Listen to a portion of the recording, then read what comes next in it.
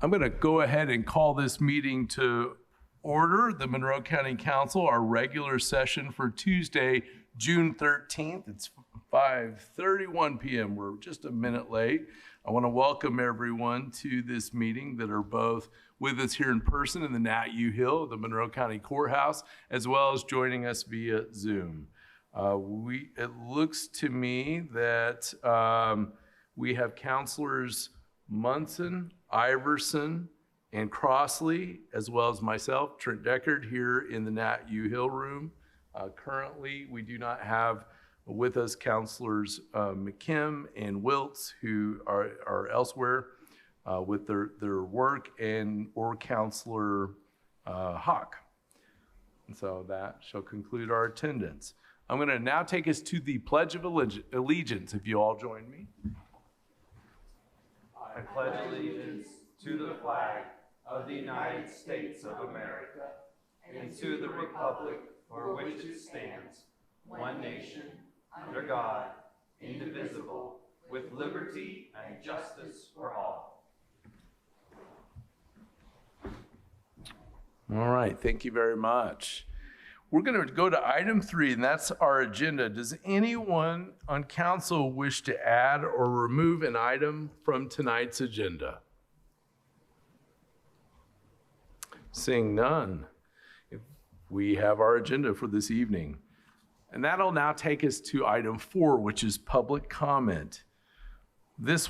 We will now invite members of the public to make comments on items that are not on our agenda. So anything not on our agenda, and there will be a time limit of 3 minutes per speaker. Looks like we've got someone here in the room, and I see a hand raised on Zoom. We'll start here in the room. For speakers, I'd ask that you sign in there on the podium and say your name, and go take it from there. Welcome. Thanks. My name's Greg Alexander. Imagine that some public institution took a survey and found out that 70% of their users wanted to drive to their facility. So they built an ample parking lot with complete driveway. I mean, of course, right? And that's just what happened. MCPL did a survey about potential sites for the Southwest branch, and they found almost everyone expected to travel more than a mile for our branch library. And that 60% of people said they expected to drive for that trip. So they spent about $2 million building giant parking facilities. And they built a driveway that went all the way to the road. In that same survey, 40% of people said they didn't expect to drive, even though they knew it would be more than a mile from their house. And they said they wanted to walk or bike. A few said they wanted to take the bus. They knew that wasn't going to be possible. Very small numbers said that.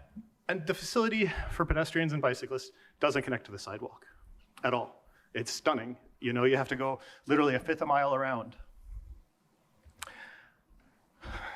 Is access a winner-take-all simple majority election? If we only need a facility for 40% of the people, do we even need it at all? Don't we matter? But wait, the library has a reason. They're not being capricious. They didn't build it because the county is about to tear all that up anyways for Fullerton Pike Phase 3. Supposed to be let this November, so starting next year at the soonest. So instead of building a temporary sidewalk, they're gonna wait 1 year, maybe 2 years, possibly 3, probably not 3, right? We're gonna wait for that sidewalk. So we've got an IOU as a pedestrian transportation facility. An IOU is a very usable pedestrian transportation facility. People are walking in the dirt. People are taking that long trip around. People are walking in the parking lot for no reason, and in the driveway, sharing driveway with cars that just came off of Fullerton Pike. So when there's gonna be construction, that driveway is gonna be torn up. 100 foot of that driveway that they just built is gonna be torn up. Are we expecting that maybe for 6 months or a year, there will be no driveway access here? No, they're gonna work very hard to maintain driveway access. But at MCPL, the pedestrian closure has already begun. It's not even that hard of a problem. If you just look at it, the grade will change, but right now the grade is level. At 2 different places they could build an appropriate walkway. It would cost almost nothing. They have spent so much money on this project already. Anyways, I'm coming to you guys because this body paid for about half of the library's construction costs. And this body also funds the county planning department. County planning has a responsibility to review site plans for pedestrian connectivity. They cannot be accepting IOUs in lieu of ADA mandated accessible routes. They need to know that you have their back on this. And the other thing, you need to make sure the library knows this is not an uncorrectable problem. We could build an appropriate sidewalk tomorrow. It is not hard to do that. Thank you. Thank you very much. All right, on Zoom, I see a hand raised. Jim Shelton. We'll invite you to unmute and talk to us. Good afternoon, Council. Jim Shelton. I just want to make sure you and the community are aware of the passing of Viola Taliaferro yesterday. She was a tremendous asset to this community as a juvenile judge. I never knew her personally. I knew the story of her husband for a long time, that he had been an IU football hero and been the first African-American drafted into the NFL. But I didn't really learn her story until I began training to be a CASA in 2012. And then I learned of her story, what an extraordinary judge she had been, how compassionate and yet strict she had been. And she basically set the standard for juvenile justice in Monroe County. She served as judge, circuit court judge from 1995, I believe, to when she retired in 2004. And I've heard Steve Galvin talk about her a number of times, and he certainly followed in her steps and followed her standards. And when he couldn't handle all the cases, Francie Hill also stepped in and handled some of the cases, and she certainly followed those standards. And now Holly Harvey, with the retirement of Steve Galvin at the end of the year, is doing the same thing. So she has just been a treasure for this community, and the children in the community have certainly benefited from it. She was very compassionate about the children, but she's also with the parents. She, again, was strict with them, but caring about them, realized that they had problems that had to be corrected, and helped do that as best she could. So just want the community to know about that. If you have Facebook, you can go on Judge Kara Crothy's page and find a salute to her. Kara Crothy served as a public defender in her court for some time. And also, she has a link to a Monroe Law School, a story, a number of stories really, about in the story of Judge Taliaferro. So I'm sure the HT will get it in a couple of days, and I invite you to pay attention to it. But she really has helped this community, especially in the youth area, be what it is. So wanted you to know, and wanted you to know how important she has been to the CASA program. Thank you very much, Mr. Shelton. And we were talking just before the meeting began, particularly Councilor Crossley and I, about the loss of Judge Taliaferro. I had an opportunity in school to shadow her, and my mother worked for her, and may not ever be another jurist quite like her in a personality. And I know other counselors may have other comments they wanted to add, and I'd take a point if anyone wanted to add anything to that. Or we can hold till council comments. Okay. Well, thank you very much, Mr. Shelton. It's a sad day for our community, and also one of big remembrance on the loss. Any other individuals here in the room or on Zoom that wish to make public comment? I see we're joined by Mr. Eric Spoonmore of the Bloomington Chamber of Commerce.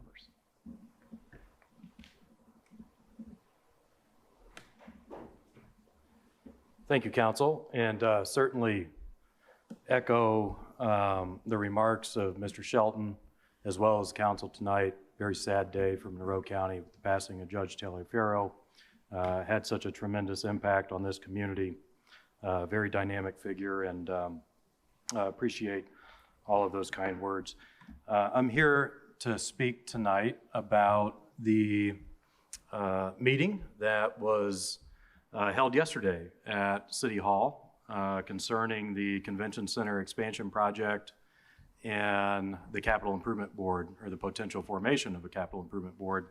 And I really just want to thank our county officials for engaging the city in this process and continuing to be very thoughtful about ways that we can move this project forward. As you all know, this is an important project for the chamber. It has been for many, many years. We've had a food and beverage tax in place since 2017. And I'm finally starting to see, I think, the light at the end of the tunnel here. And so I was very encouraged with the discourse that we heard at the meeting yesterday. I've read through the interlocal agreement, the draft interlocal agreement. I think that is very thoughtful, and I just want to applaud all of the folks in the city and the county who have been working on that partnership. I think it's brilliant. The pathways that were written into that interlocal agreement for the appointments on the Capital Improvement Board. It allows for both Democratic Party and Republican Party to have representation, the city and the county to have equal representation. And then what I thought was most brilliant of all was to have the 6 people appointed by the elected officials appoint the 7th. And so I don't know how you can get any more fair than that. And I think that you all have done a fantastic job of thinking through all of that and really working with the city. And I think right now this is just really great timing for a capital improvement board to take the reins of this project. You know, the city's very busy with some very important initiatives that they have going on, building projects, including the Hopewell neighborhood, big deal. We're very excited about that. The police station that will be constructed and down at Showers, the fiber infrastructure projects that are going on in the city. There's a lot going on. The county's got a lot going on as well with the jail. So this is just an ideal time, I think, for experts to be appointed to the Capital Improvement Board to take this project and really run with it. And again, just thank you for that, and hope that we'll continue this going forward and look forward to all the future developments with the convention center. So let me know how I can help in any way. Thank you. Thank you very much, Mr. Spoonmore. Any other members of the public wishing to make comment on items not on the agenda? Going once, twice?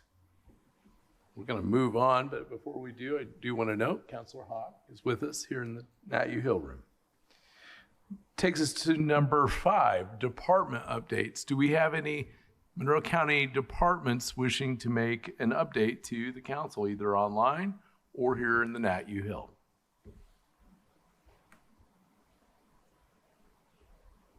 Okay. Not seeing any takers, so going once, twice. We're going to move on. That's fine. 6, item 6 on our agenda is county council liaison updates. And does anyone wish to make an update? Yes, Councilor Munson. I would like to announce that on June 16th, the Sophia Travis Grants Committee will have their applications open and available for local community service providers to begin their process of applying for grants. And you may do this by checking the County Council webpage under the grants section, and I think you will find everything that you need for applying. So please spread the word to other community service providers. This is an important part of our support for the services that they provide to our residents. Thank you. We look forward to the Sophia Travis Grants Committee results. Others, Councilor Iverson. Yes, I have 2 updates today, and I'll start with the Justice Fiscal Advisory Committee, or as we're calling it, JFAC. We have now advertised that meetings will be conducted in hybrid and in this room on the 3rd floor of the Monroe County Courthouse on the next meeting will be June 29th, 2023 at 4:30 p.m. We will continue to inform the community of updates through our Facebook page, which you can find by going to your Facebook app and searching for Monroe County Council. You can also find a JFAC website that's going to have much more information by going to the Monroe County Council's website, and on the bottom you can see in this department, and JFAC will be there. If you have any questions on how to get to any of that, simply contact any one of us here on the council or through the council email that is provided on the Facebook page. The other item that I wanted to bring forward is that we are having tremendous progress in terms of our the climate action group that we're working with. And we are, let me get to that email. We are working right now with Haider Atik. He is our McKinney Climate Fellow, and he is working right now on making sure that there is a climate summary for us, not only in terms of our usage, but also what's going to be modeled into the future in terms of risks for the climate crisis. We're also developing a community-wide survey that we're going to be asking our community stakeholders to distribute to measure community attitudes as it relates to climate resilience. And then finally, we have put together a task force of community leaders on the climate issue that we will then have a series of listening sessions later in July, and we'll be making the announcement of those dates coming forward. So a lot of things happening in terms of financing for the new jail and also for making sure that we're being resilient in the face of the climate crisis. Thank you, Councilor Iverson. Any other councilors? Councilor Crossley. Thank you. So Linda Brady, our Chief Probation Officer here, wanted us to share and help recruit. So I have an email that I wanted to read as well, and I will try to put this on my county council, my personal my Facebook page. And it says, the Monroe County Juveniles Detention Alternatives Initiative is seeking individuals ages 18 to 25 who have had prior experience with our local youth justice system to join a probation advisory work group. Members of this work group will provide input on local youth justice system reform efforts. It is being created by our local JDAI steering committee in collaboration with the Monroe Circuit Court and the Circuit Court Probation Department. And those interested in participating in this, you can apply to do this. Applications are due no later than June 30th of this year. And if you are, you can contact the JDAI coordinator, Christine McAfee.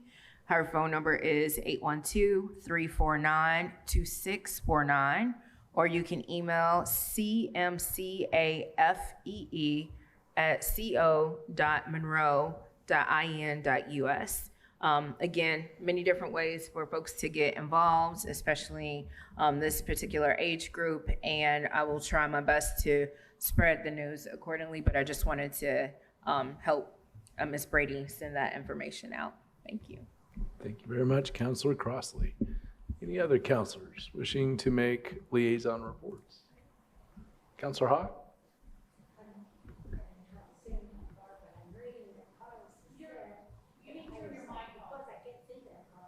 Can you turn your mic on?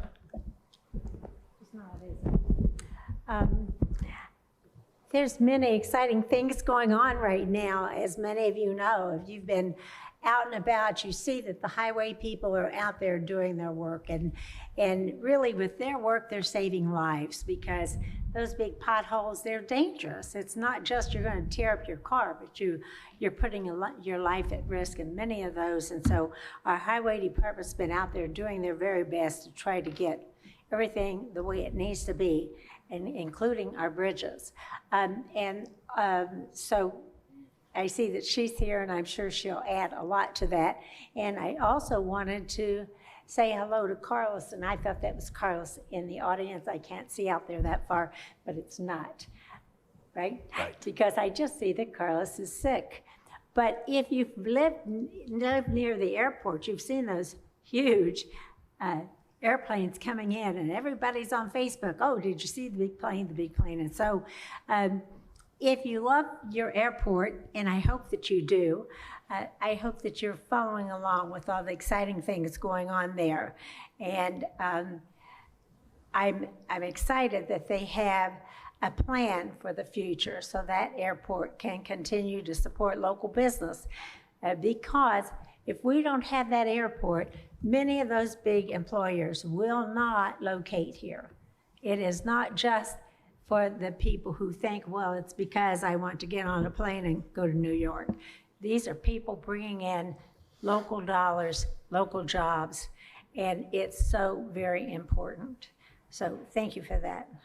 And by the way, I could proceed with, I hope that we don't have to put off what Carlos is asking for the airport. We could proceed with that. What was his? We've got it on the agenda, so Okay. we can take a look, and if council's wills to move forward, we can. Yeah. All right, so that will take us to item number 7 on our agenda, board and commission appointment. Councilor Iverson. Council, I move to approve the revision of Councilors Jeff McKim and Trent Deckard to the Income Tax Public Safety Local Income Tax Committee. Do we have a second? Second. Thank you. Motion has been offered and seconded. Are there any questions from the council or discussion points? I'd just like to say I thank you, Councilor Decker, for taking that position. It was not going to work for me this year to serve on that with what the schedule is for my summer. So I appreciate you doing that. It's my pleasure to serve. All right, any other comments? So if there is none, we will do a roll call vote on this. Actually, everyone is present. You can do a voice vote. We'll take a voice vote. All those in favor signify by saying aye. Aye. Opposed, the same sign. The ayes have it. Thank you very much. That takes us to item number 8. This is the Highway Department / Redevelopment Commission.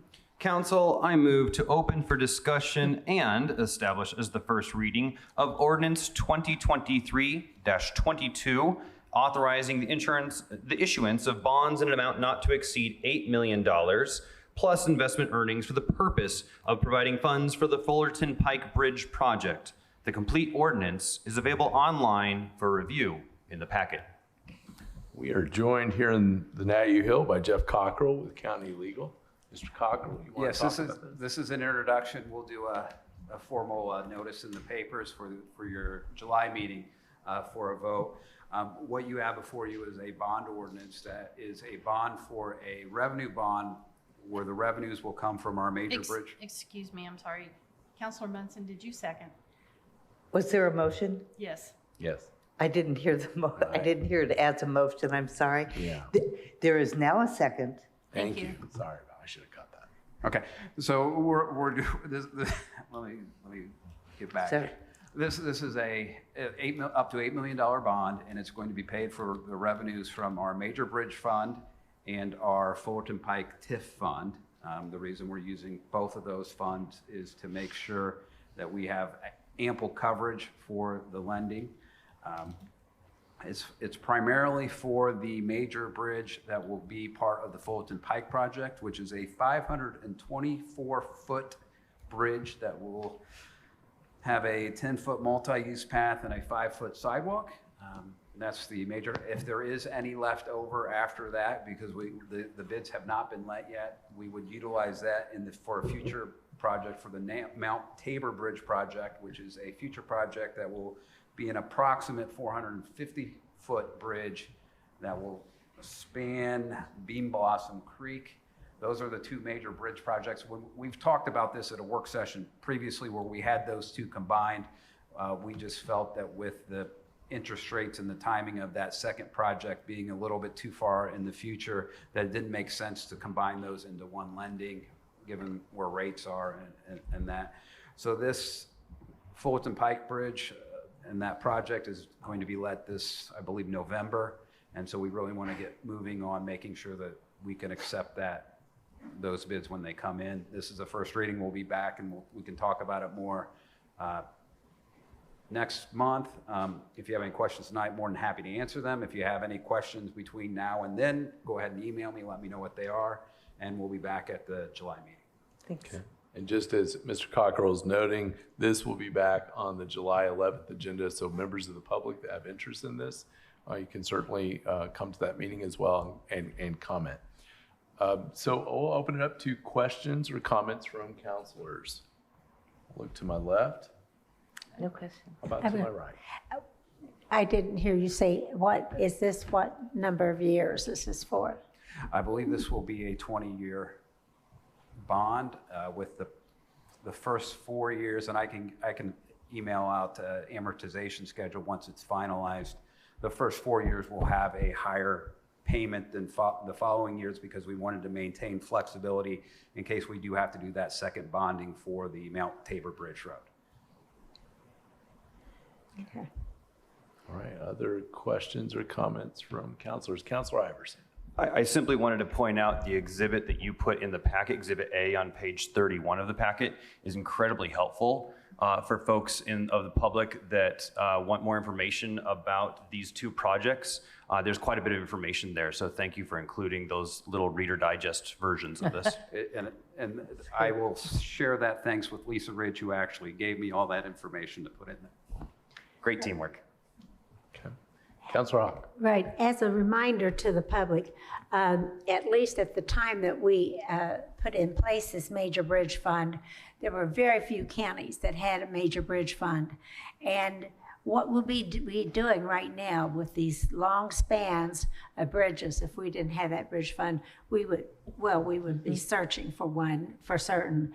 But it's important because of the number of feet that there's just no way you're going to bring in enough money out of the regular bridge fund to do these major projects. So while I'm never a fan of big taxes or new taxes, we've laughed and called this the Marty Hawk tax for a long time because when researching, I found this new tax and said, well, what about this? Because I'm always wanting to do what we can to support our bridges and our roads, because I believe that's what people really think they're paying their taxes for. Mm-hmm. They want to be able to safely get back and forth. So I thank you for that. Thank you very much. Other questions or comments from council? I did have one question myself. Would this, and this might be a Lisa Ridge question, would the completion of this, would that complete most, if not all, of the Fullerton work, in your opinion, or is there something here I'm missing on any of that? So when the project was originally set up, technically phase 4 would have been from Walnut Street Pike, where we ended that project, on out to Sayre Road. We have not moved forward with that phase, but this will make the last connection to I-69. Okay. All right, thank you. All right, any other questions or comments? If there are none, we will be back on this on July 11th. I want to thank Mr. Cockrell for coming and talking to us about it. Thank you all. Thank you, sir. All right, that takes us to item number 9 from the Commissioner's Office. We've got a request for approval of an additional appropriation. Council, I move to approve the Commissioner's request for an additional appropriation in Fund 1170-0307, Public Safety Local Income Tax Fleet, in the amount of $100,000 in the services category. Second. Got a motion and a second. Thank you. And we have Angie Purdy with us today, the Commissioner's Administrator. Ms. Purdy, you want to discuss this? Yeah, hi there. Thank you for having me this evening. And first of all, I'm going to apologize right off the bat because I'm actually on vacation and I thought I was going to be able to remote into my computer. However, apparently I shut off my computer when I left, so I wasn't able to remote in. I don't have a lot of supporting documents to help you if you have questions with this, which I thought I would have access to. But this is clearly, it's a request for additional funding for the maintenance and repair of our sheriff fleet vehicles. And I was reticent when our financial manager came to me and said, you know, we're down to like 11,000 or something with an original $100,000 appropriation. I was reticent to ask. However, we're only halfway through the year, and I thought it'd be best to just go ahead and throw the whole bit out there. You guys can then determine if you want to give us the full 100, or if you want to kind of stagger it out. But at this point in time, the costs of repairs, and it's actually the parts, because we have a fixed 3% increase over part cost. But the parts have increased exponentially, and that's about it. You know, these cars are worked hard, and we've done, I think, a good job with our fleet manager being able to ensure that we're continuing to get new vehicles as they're safer, more reliant, but they still require a lot of service. Okay. Thank you very much, Ms. Purdy, and thanks for coming in here while you're away from the county. We're sorry to interrupt all that, but I'll open this up to questions from council. Do I have any questions from councilors?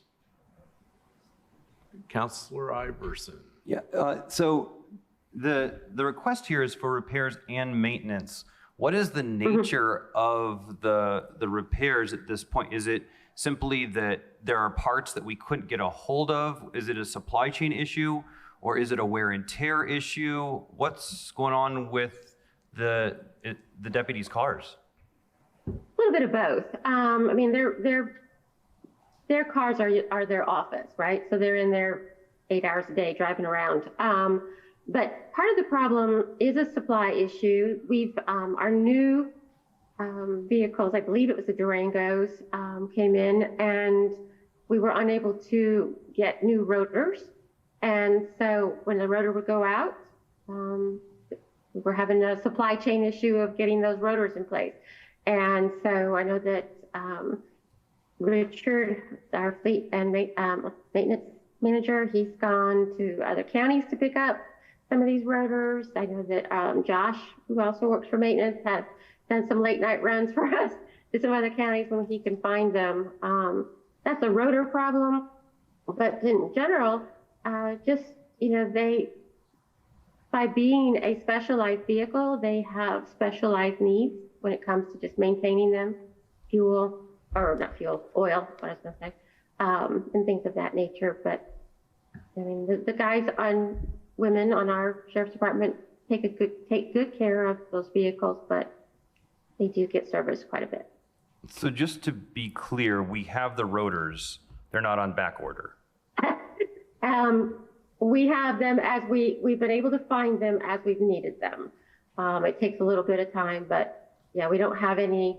Our person who provides service for us isn't able to keep a bunch of those in stock at this point in time. Okay. And in terms of maintenance, you know, you mentioned, you know, oil and other things necessary for the, I mean, we have all that too, right? I mean, our fleet, you know, manager has all that in stock, even for the specialized vehicles that the sheriff's department needs, right? Yeah, it's actually not, we don't keep it ourselves. We have a contract with an outside entity that does all of our services for our non-highway heavy duty vehicles. So they take care of everything else. And yeah, they maintain all of that, and they are familiar with all the needs of those specialized vehicles. Does that help? Yes, yes, it does. Thank you. You're welcome. I had one question I wanted to ask Ms. Purdy, and I'm going to kind of tell a real quick story here to illustrate my point. When I was much younger than I am now, I cut grass at a place here in the county, and to get honest, sometimes they'd say, you know, Decker, you cost us more money in the damage that you've done than we'll ever pay you or we'll ever get out of you. Now, I think this was an exaggeration. I think I was pretty good at cutting that grass. But does the county, do we track how damage, and I'm not just saying this about sheriff's vehicles or anyone's vehicles, do we keep track of where damage comes from, if there's perennial places it happens or things like that? I'm always curious about that, and I know taxpayers just want to make sure that we're watching that too. Any thoughts on that? Yeah, most definitely. We keep track, and I can't speak for the sheriff's department, but I am certain that they keep track of what kind of accident or what kind of damages are occurring on these vehicles, and we will keep track. And actually, the contractor that we have, he will reach out to Mr. Kreider and let him know if there's something there, if there's a repeat problem with the vehicle, and is it the vehicle or is it the driver, right? So, yeah, we have quite a few eyes on these things. Okay, thank you very much. Any other questions, comments? All right, if not, we will move to, I need to do a roll call on this, sorry. We will move to a roll call vote. Counselor Munson, Yes? Counselor Crossley, Yes. Counselor Hawk, Yes. Counselor Iverson, Yes.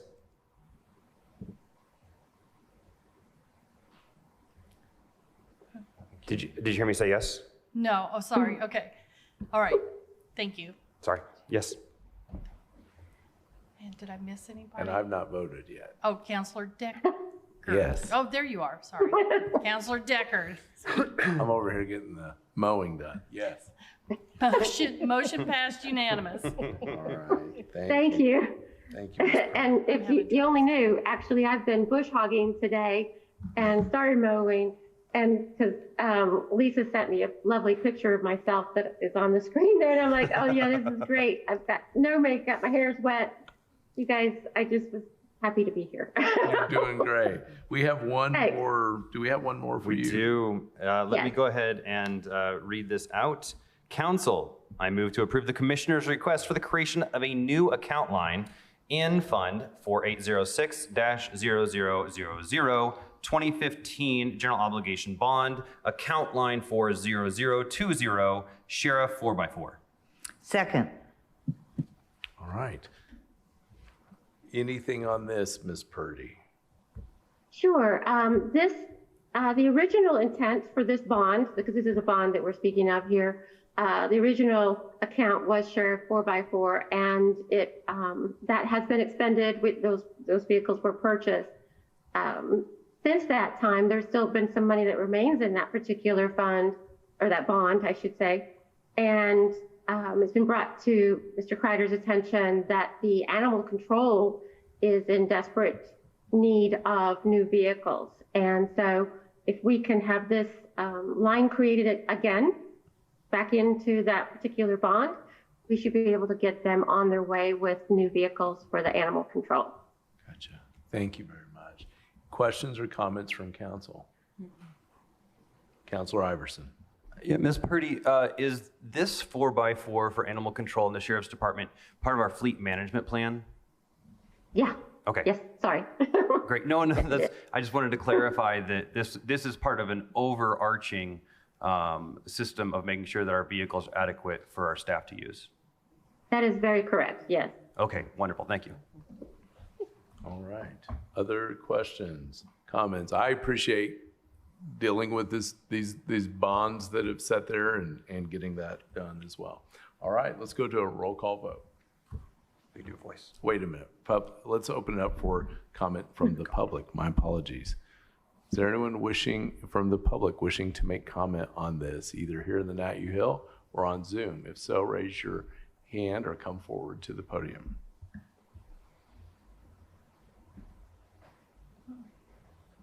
Seeing none, we'll do a roll call vote. Counselor Crossley, Yes. Counselor Deckard, Yes. Counselor Hawk, Yes. Counselor Iverson, Yes. Counselor Munson. Yes. Motion passed unanimous. Thank you very much. Thank you, Thank you all very much. All right, have a good one. We're now to item number 10, the Health Department, a request for approval to create a new account line. Council, I move to approve the Health Department's request for an additional appropriation in Fund 8150-9623 TANF Futures in the amount of $99,484 in the personnel category, $8,556 in the supplies category, and $4,038 in the services category for a total appropriation of $112,078. Second? Okay.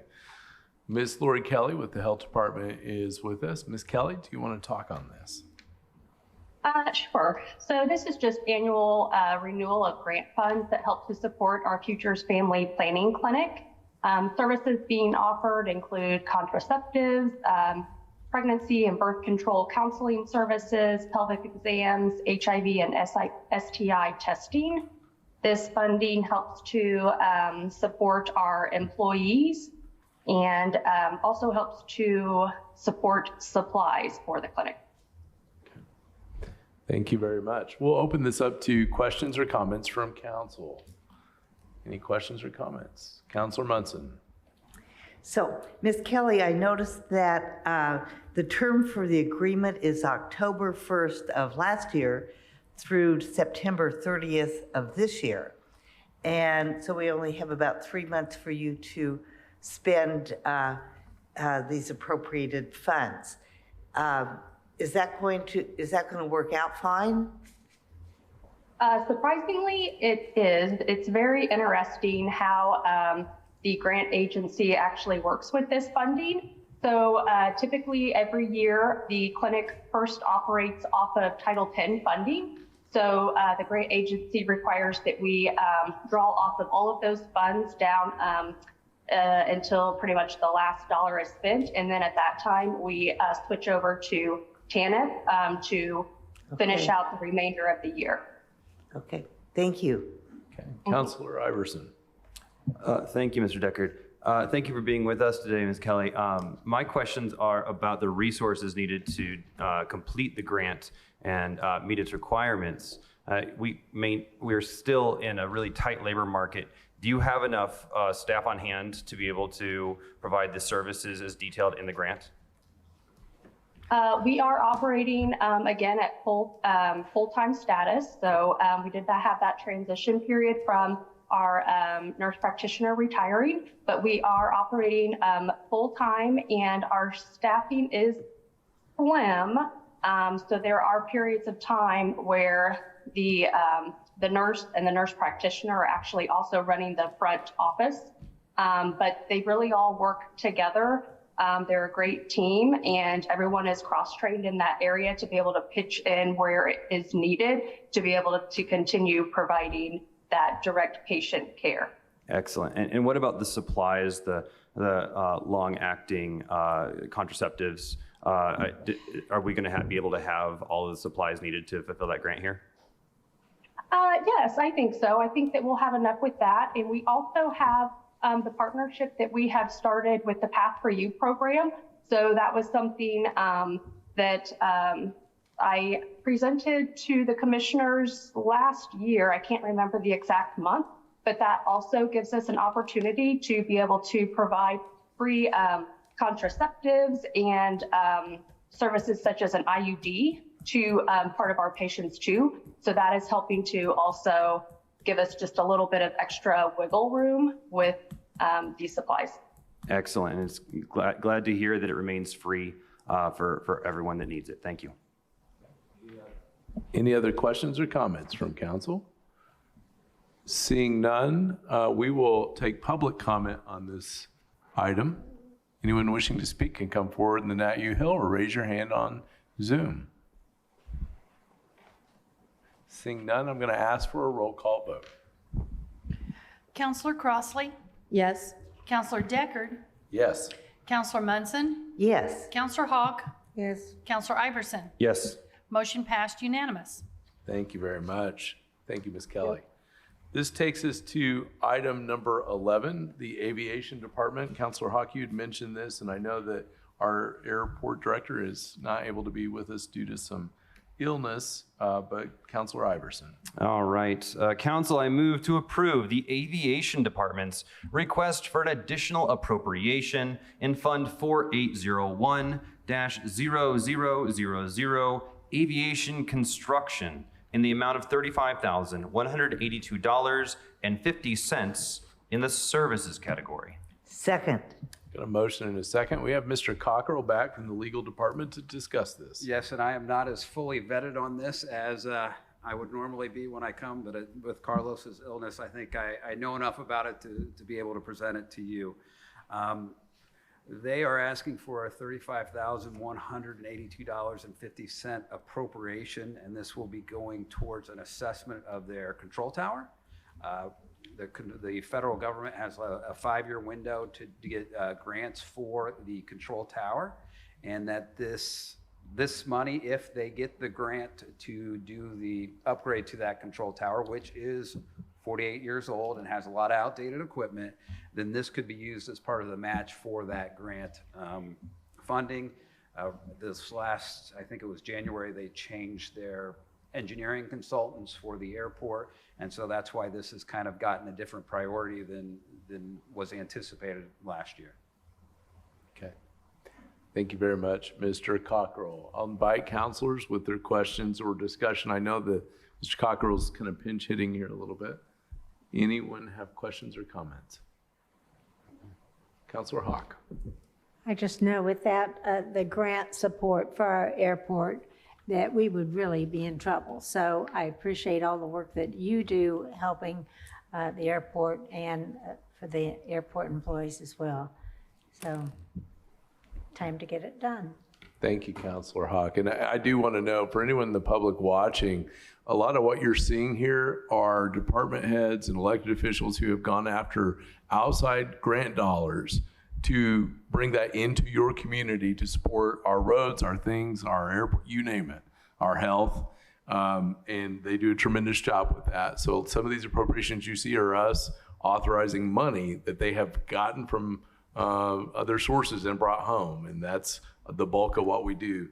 And we're thankful for that as well. All right, other questions or comments?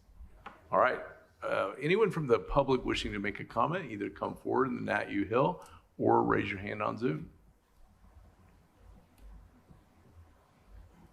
Seeing none, we will do a roll call vote. Counselor Iverson? Yes. Counselor Hawk? Yes. Counselor Munson? Yes. Counselor Deckard? Yes. Counselor Crossley? Yes. Motion passed unanimous. Thank you. Thank you very much. And that takes us to item number 12, the Emergency Management Agency. And we're going to be joined by Justin Baker, our Deputy EMA Director.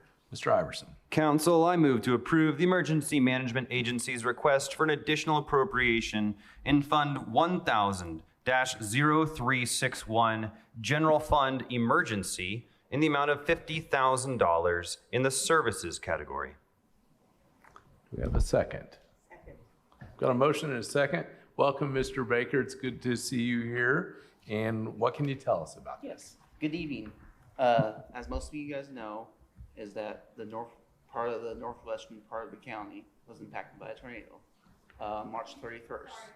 Can you adjust your mic, please, Can you hear me now? Yes. Yes. So as I said, the part of the northwestern part of the county was impacted by a tornado on March 31st. And with the tornado, there's a lot of debris and a lot of damage. We had 10 houses completely destroyed. We had 10 majorly destroyed, and that causes a lot of debris, and that needs to be picked up. So with the commissioner's permission, we received the permission to get roll-off dumpsters from K&S and to help lay down to the residents to help them pick up the debris. Mm-hmm. And and that's still going on. We are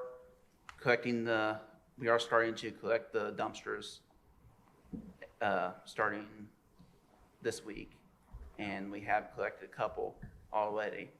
And it's not a daily cost. It's just whenever they get dumped, whenever they get dumpsters filled up, and we call K&S, or the homeowner calls K&S, and they pick them up, and that's when the charge is. And we did apply for a PA, public assistance, with FEMA and the Indiana Department of Homeland Security. And we just had our briefing today, so that's in process. And that could possibly help recoup some of the costs, portions of the costs. Thank you very much. And we appreciate that update. I'll open this up for questions or comments from council. Councilor Crossley. Thank you for assisting the residents in the cleanup. I just had a quick question. You mentioned that it was ongoing still. do you have an approximate timeline of when you would estimate when the cleanup that you think that you'll be done with cleanup? Cleanup is going on. Dumpsters, we hope to have them picked up by the end of this month.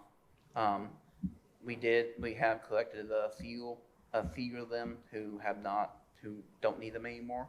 But we had a couple residents that called saying, hey, I didn't get one, and they requested them, just because they're starting to get into the grime of cleaning up and stuff. But yeah, hopefully by the end of this month, we will have them all cleaned up and stuff. Okay, yeah, thank you. And again, I just want to reiterate, major kudos to you all for helping. That's a big task. So thank you very much for all that you're doing with that. Thank you. Yeah. Councilor Hawk. Yes, those of us that live out in that general vicinity and have been there many times as we were growing up, we appreciate what you can do there for the families and to try to help clean up that mess. This has been a joint effort by a lot of different county departments, the highway department, your department, and also the county assessor, because she was out there meeting with people and making sure that the adjustments were made for their assessments, that they weren't having to pay for taxes on a house that no longer existed. And so we appreciate what you can do. You know, we can control a lot of things, but we cannot control the weather. No, we cannot. And so all we can do is just respond to it as best we can, and I appreciate you doing that for those citizens. Thank you. Thank you, Councilor Hawk. Councilor Munson. Thank you for coming, Mr. Baker. I wanted to ask about FEMA and what you all expect in terms of timeline and their decision-making. Yes, so at the very beginning, FEMA got involved with individual assistance declaration, which is for the citizens and the residents who got impacted. They could apply online, or we had a disaster recovery center opened up at the Steinsville Elementary School for a couple of weeks last month, and they were able to go apply for assistance with FEMA, or they can also apply for SBA, Small Business Administration, for a loan. And so that's always been on the table. The deadline for that is tomorrow. Oh. Or no, the 15th, so Thursday. And but the public assistance, that started to come as soon as we started to get all the costs from after the storm response.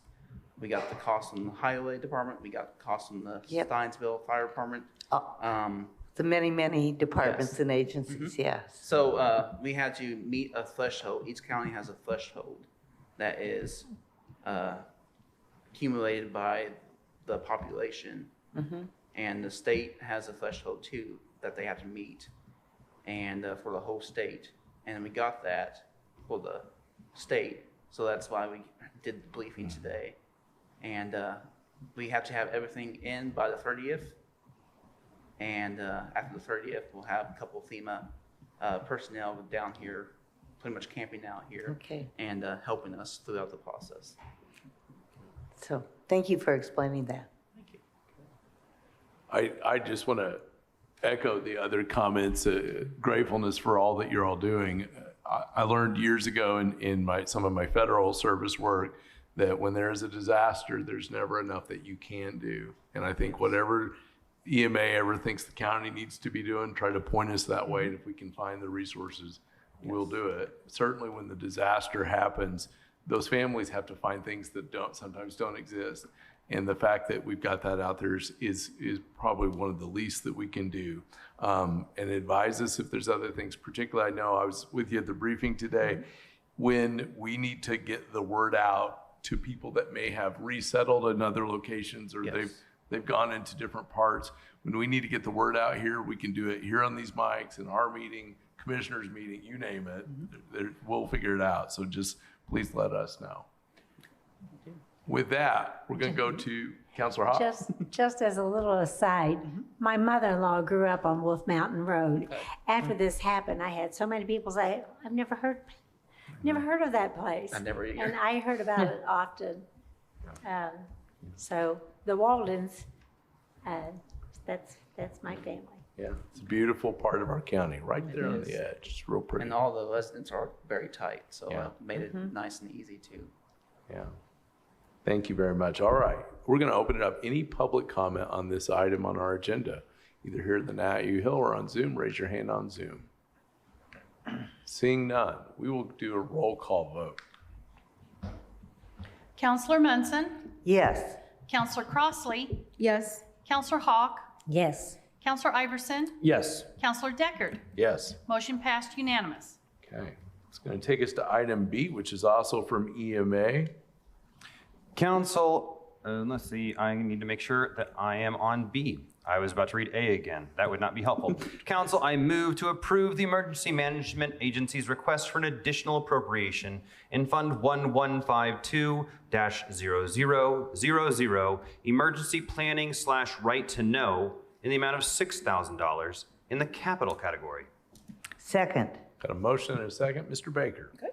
So back in December 2022, we kind of made a mistake and we brought this up at the wrong time due to budgeting and stuff. But the Local Emergency Planning Committee for the county, LEPC, has approved the fund out of the Right to Know funds to acquire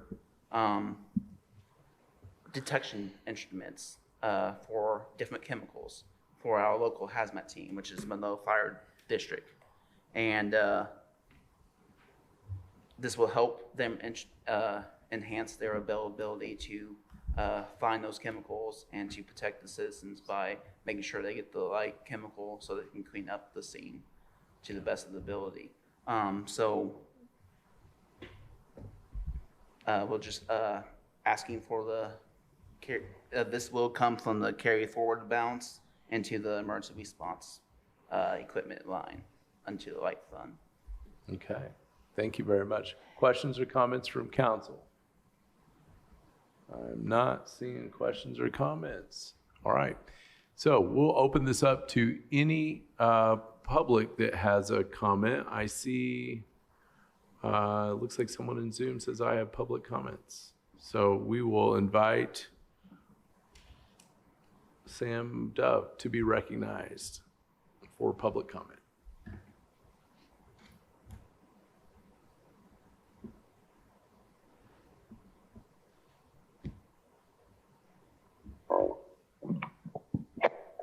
Hi, Father.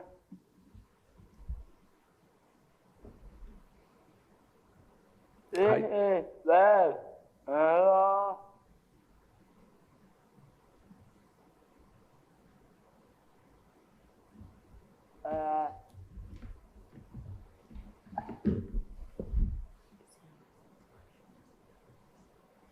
Hey.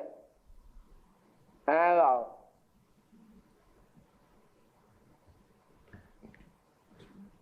Thank you very much, Mr. Dove. All right. Any other comments from the public? Seeing none, we will go to a roll call vote. Counselor Crossley, Yes. Counselor Hawk, Yes. Counselor Iverson, Yes. Counselor Deckard, Yes. Counselor Munson. Yes. Motion passed unanimous. All right. Thank you very much. That takes us to item, pardon me, I jumped ahead. Item C. Council, I move to approve the Emergency Management Agency's request for an additional appropriation in Fund 4931-0000, Emergency Management Walmart Grant, in the amount of $1,000 in the services category. Second. Okay.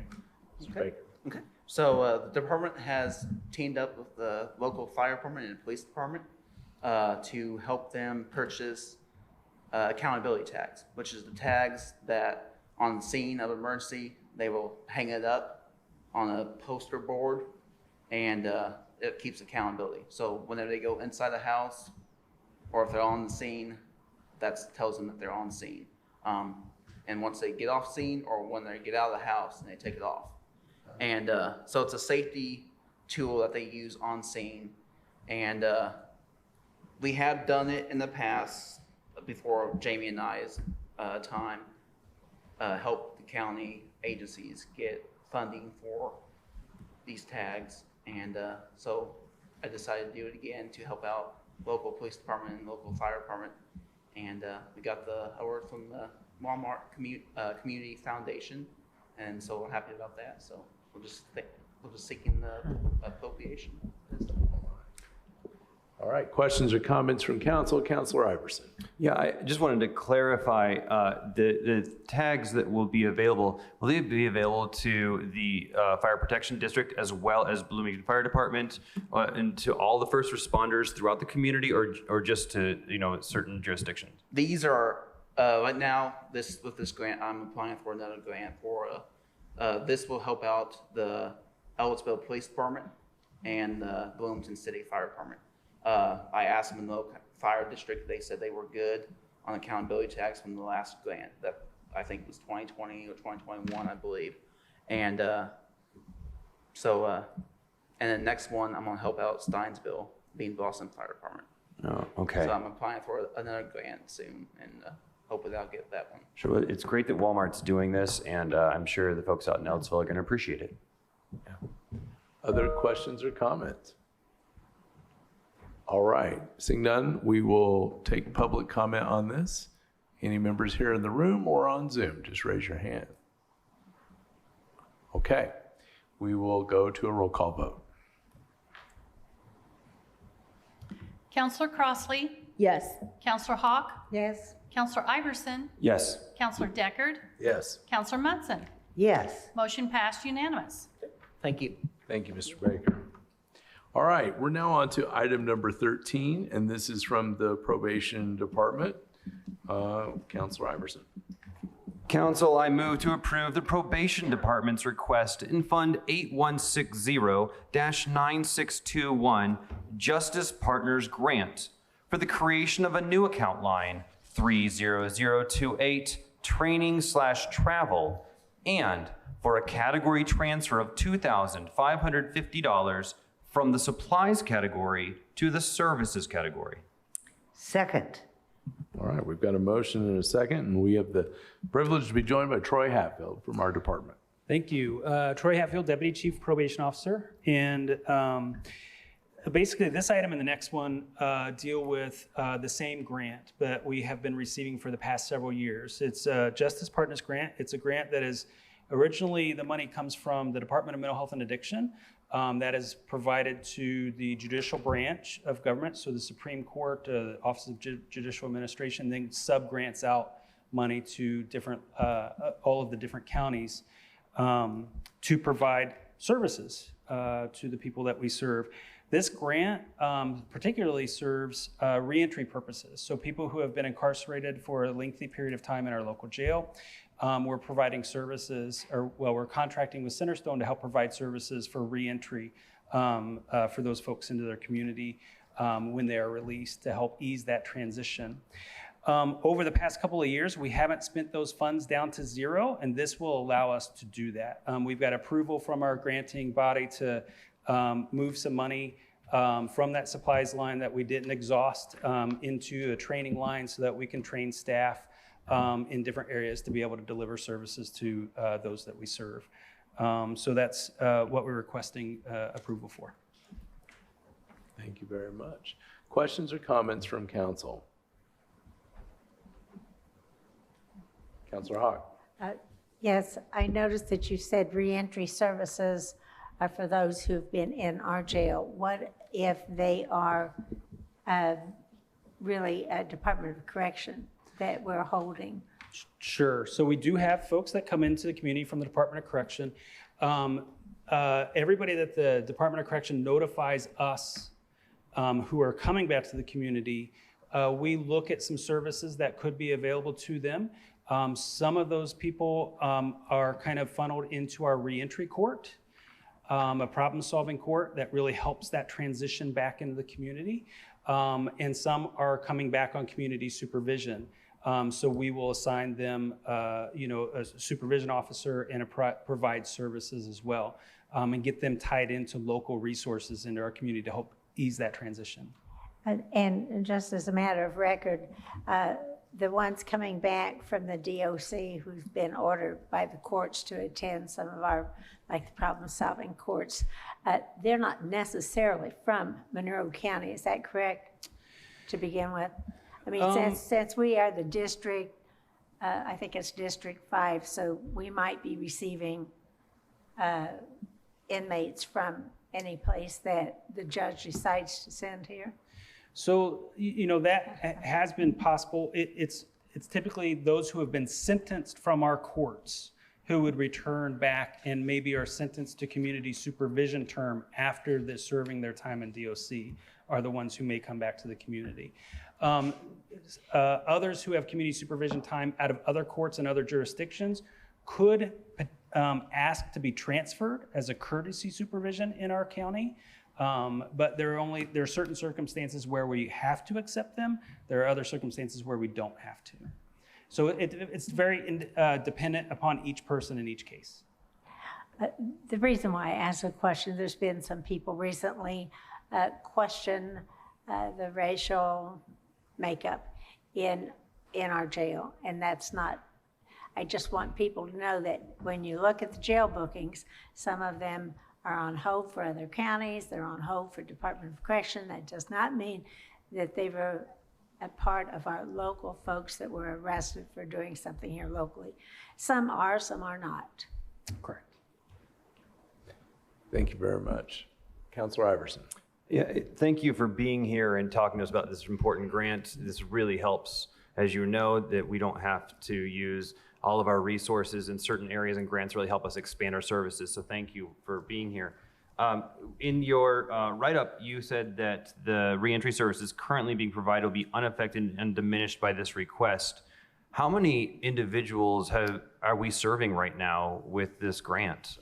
Oh, a range is okay, yeah. Yeah, I didn't look that up before I came. I know we're somewhere in the neighborhood of about 50 or more a year. But I could give you some exact numbers at a later date. But I know we are serving quite a few individuals that are coming through.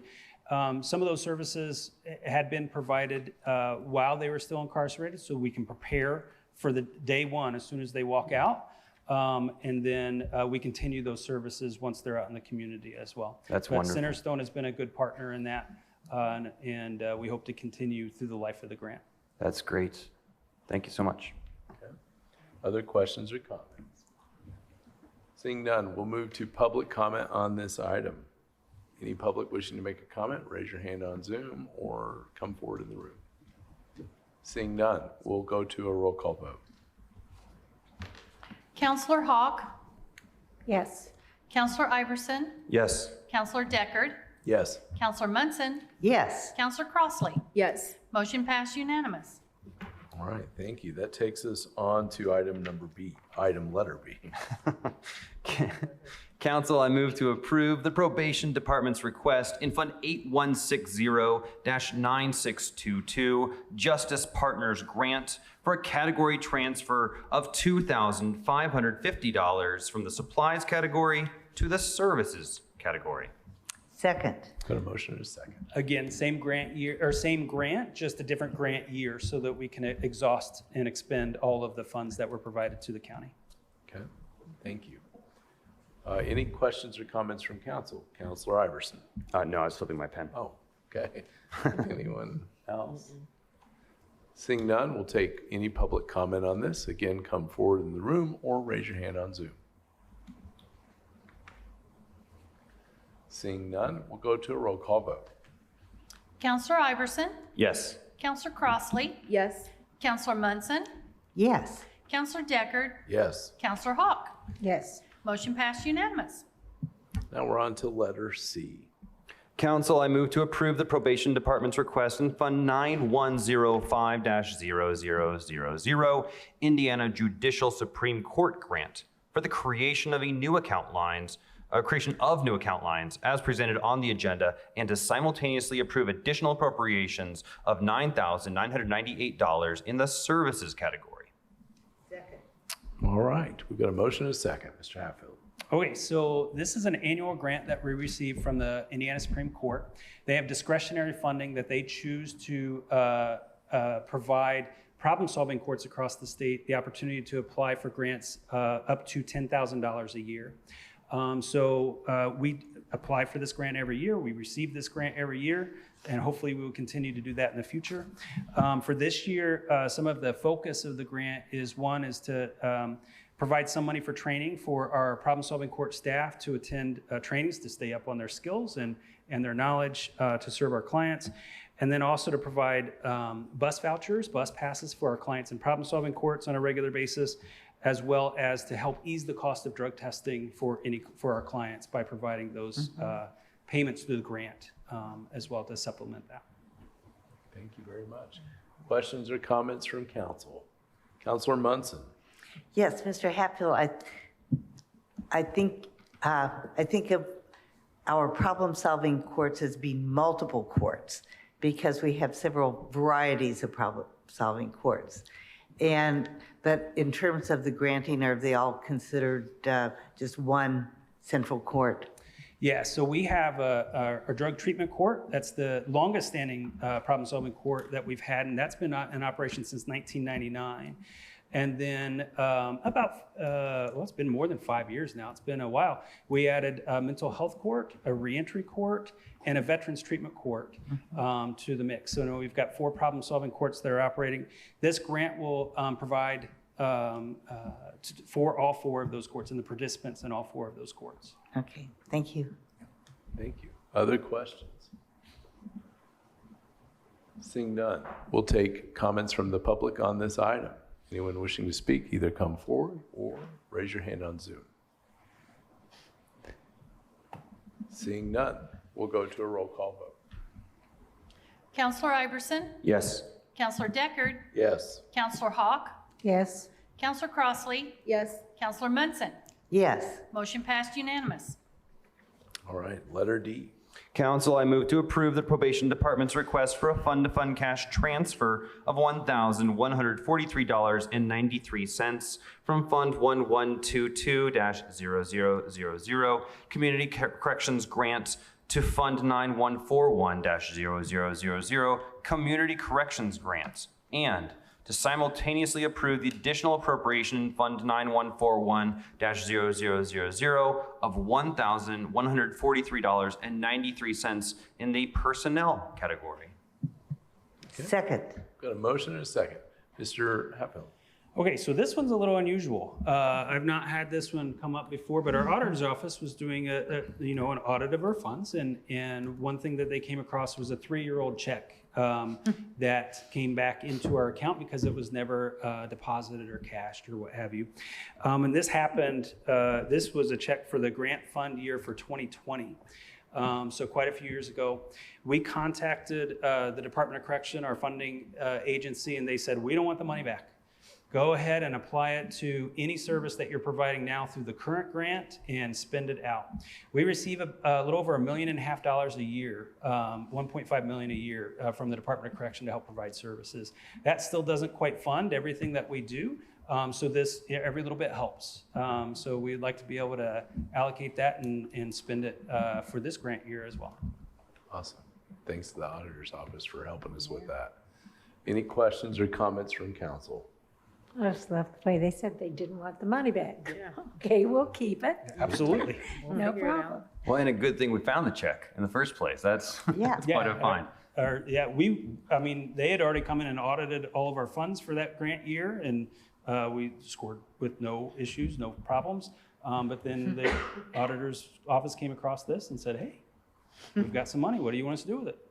Yeah. Any other comments from council? Seeing none, we'll ask for any public comment on this, same way as I've said all night. Seeing none, let's do a roll call vote. Counselor Deckard? Yes. Counselor Iverson? Yes. Counselor Crossley? Yes. Counselor Hawk? Yes. Counselor Munson? Yes. Motion passed unanimous. All right, thank you very much. That takes us to letter E. Council, I move to approve the probation department's request in Fund 9143-0000 JDAI coordination for the creation of new account lines as presented on the agenda, and to simultaneously approve additional appropriations of $3,600 in the supplies category and $11,400 in the services category for a total appropriation of $15,000. Second. All right, we've got a motion and a second. Mr. Hatfield. Yeah, so the last two items that I have kind of go together. This is part of our Juvenile Detention Alternatives Initiative. Our county has been involved in this initiative since 2014, and I was kind of going through my head about how much grant money we received since that time, and we're close to $1 million Huge. that we've brought into the county to help provide services. And the purpose of Detention Alternatives is to keep our kids in our community, right? And to provide any services that we can safely in the community that keeps them at home and provides interventions so that they make it on a better path. And we keep kids out of institutions for as long as possible, and hopefully, for the vast majority of kids forever, that they never have to enter that. So this grant helps us do that. We provide, the first part of it is the $15,000. It's kind of provides for coordination of services, helps with some administrative costs, helps with some software, some training, things like that. The second piece of it is really that programming piece.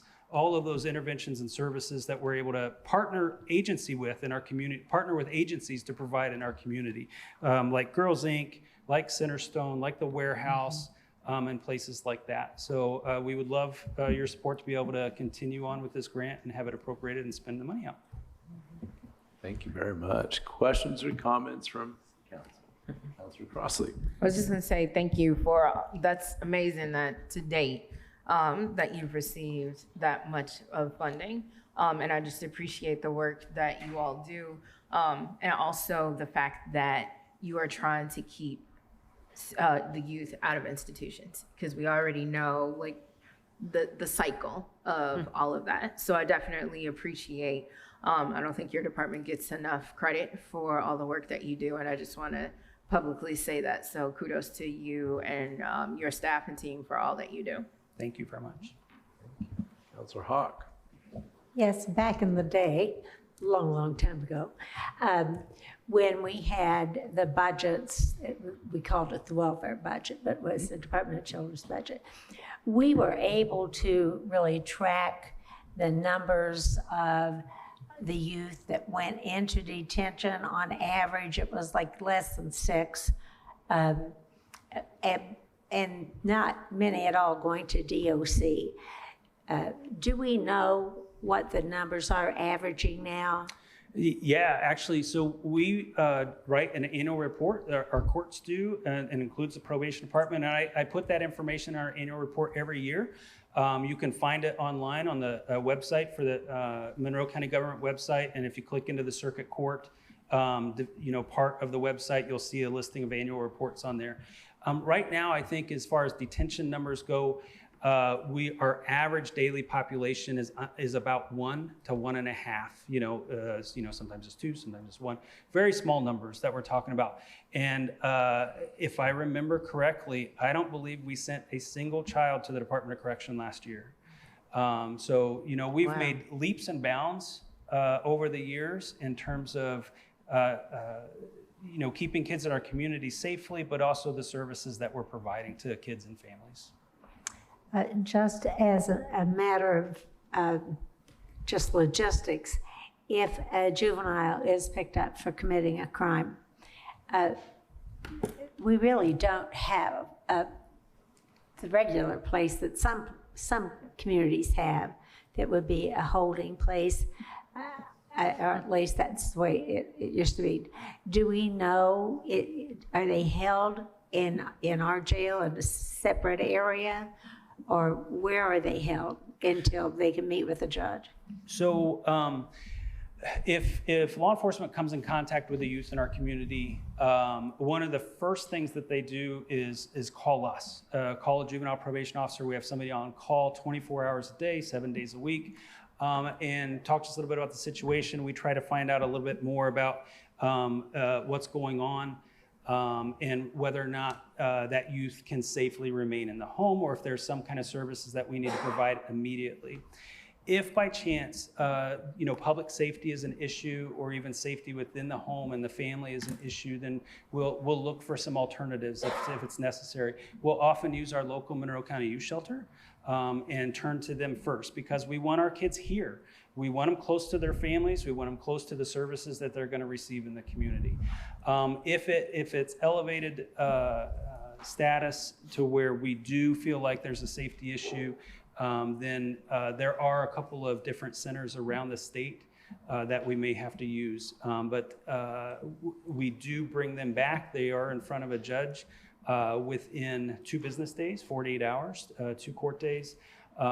So, if that happens on a Monday night, typically they're back Tuesday morning or Wednesday morning to see the judge and to figure out what can we do safely in the community with interventions or anything to try to keep our kids here and provide the services here. Thank you. Councilor Iverson. I just wanted to point out that I don't think there's any more fitting tribute to Judge Taliaferro and her legacy of protecting families and children in our community than for us to continue to support this evidence-based program. $1 million over time, keeping it down to 1 or 2 kids, as an average. Just amazing. It is absolutely amazing. This is an evidence-based program, and to think about the impact that the judge left, and the fact that we are trying to walk in her footsteps, and we're not always successful, but that's really where my heart is in this item and the next item is just so fitting that we're doing this tonight. Yeah, and when I first came here, Judge Taliaferro was on the bench, and I was a juvenile probation officer starting and working under here.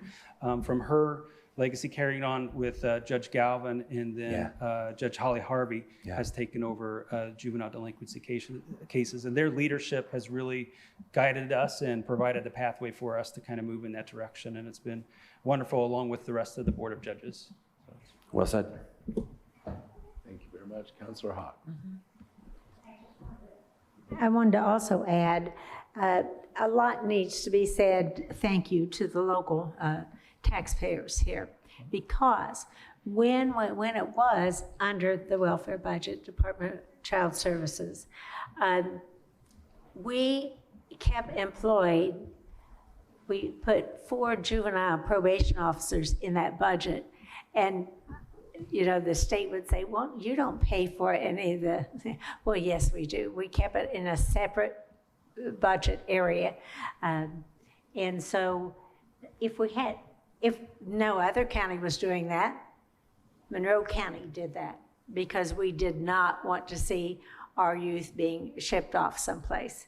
And in addition to which, with our youth services and the dollars that go into there, the expanded services that's going into there helps a great deal as well.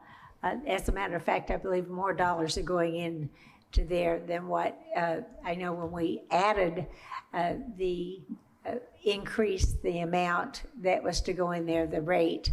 I remember Judge Galvin saying, now if that's bringing in more than what is the appropriate amount, then we could reduce it back down. And that can go up and down and go up until it gets the whole dollar amount that we're allowed to bring in.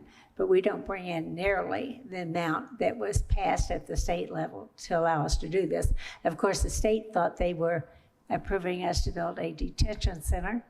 And some of us fought the detention center and didn't want it to happen. I know not everybody agreed with that. Some wanted the detention center, but others felt like we could do a better job by treatment and helping in that fashion. So I just don't know, with the world being what it's like, how long we can continue to have those low numbers, but I hope for a long time. Thank you very much. And with that, we will ask if the public wants to make any comments on this. You can come forward here in the room or raise your hand on Zoom. Seeing none, we'll do a roll call vote. Counselor Munson, Yes. Counselor Hawk, Yes. Counselor Deckard, Yes. Counselor Iverson, Yes. Counselor Crossley. Yes. Motion passed unanimous. Now you've got one more here, item or letter F. Council, I move to approve the probation department's request in Fund 9145-0000 JDI programming for the creation of new account lines as presented on the agenda, and to simultaneously approve additional appropriations of $15,050 in the supplies category and $39,950 in the services category for a total appropriation of $55,000. Second. All right, Mr. Hatfield. Yeah, again, this is part of that juvenile detention alternatives funding. This is the programming piece of that grant. You'll notice a good bulk of that is in contractual, and that we partner with agencies here in town and in the county to help provide services to our youth to keep them, to hopefully keep them out of any kind of institution or placement and keep them here local and on a better path. Okay, thank you. Questions or comments from council? No. All right. Seeing none, we'll invite public comment on this item. Seeing none, we'll do a roll call vote. Counselor Deckard, Yes. Counselor Hawk, Counselor Crossley, Yes. Counselor Iverson, Yes. excuse me, Counselor Munson. Yes. Motion passed unanimous. Thank you. All right. You okay? You gonna make it?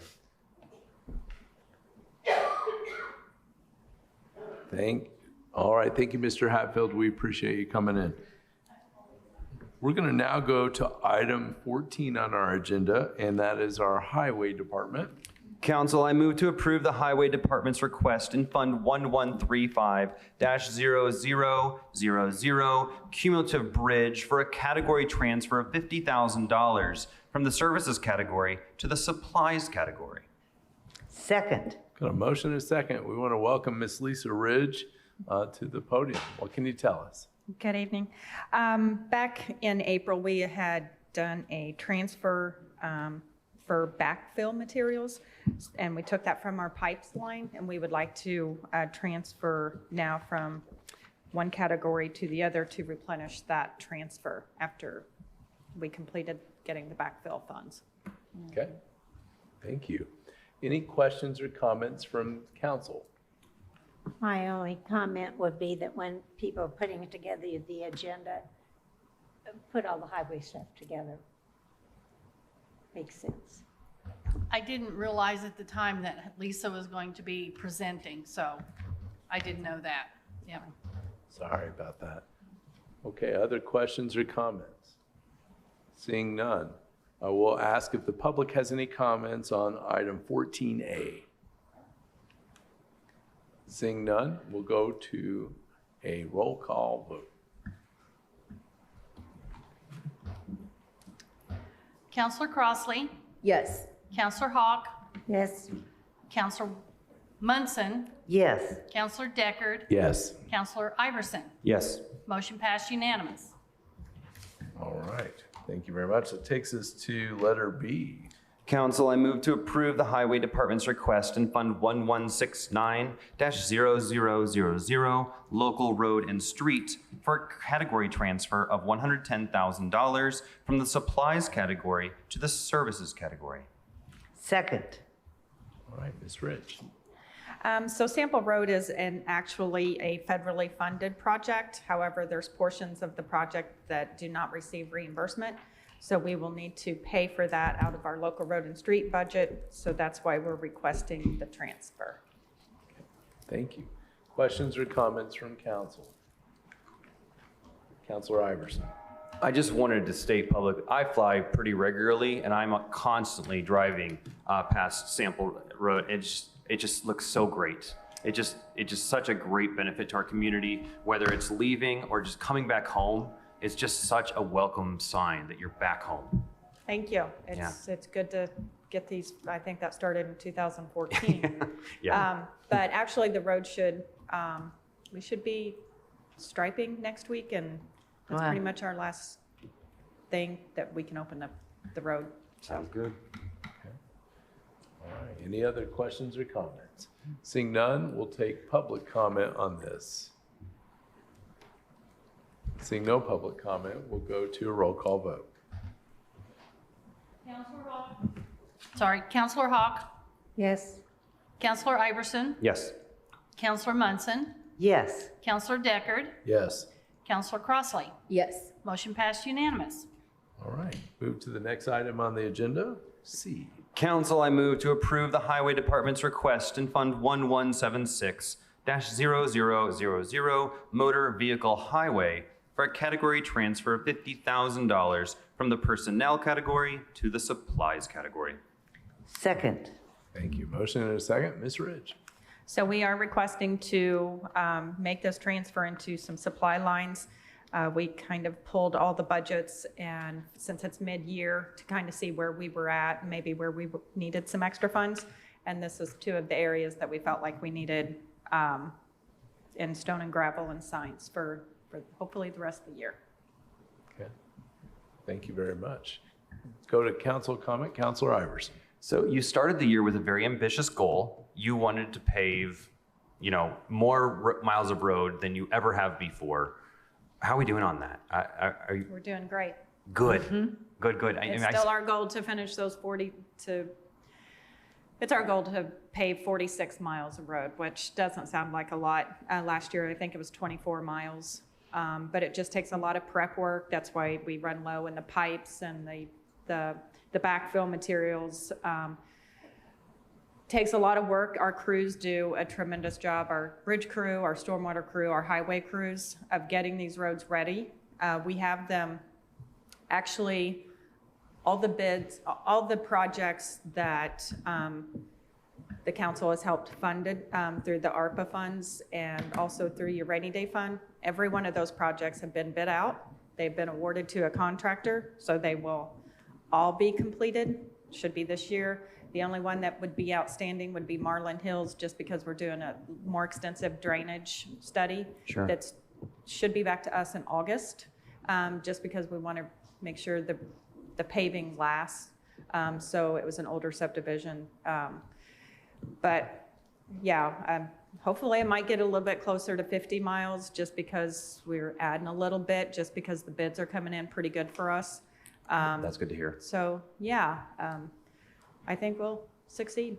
Thanks for the status update. It's really exciting to see the crews out and about. I just see them everywhere. So They work hard. Yeah, They they really are do. hard workers and they're doing a good job. Thanks. Thank you. Councilor Munson.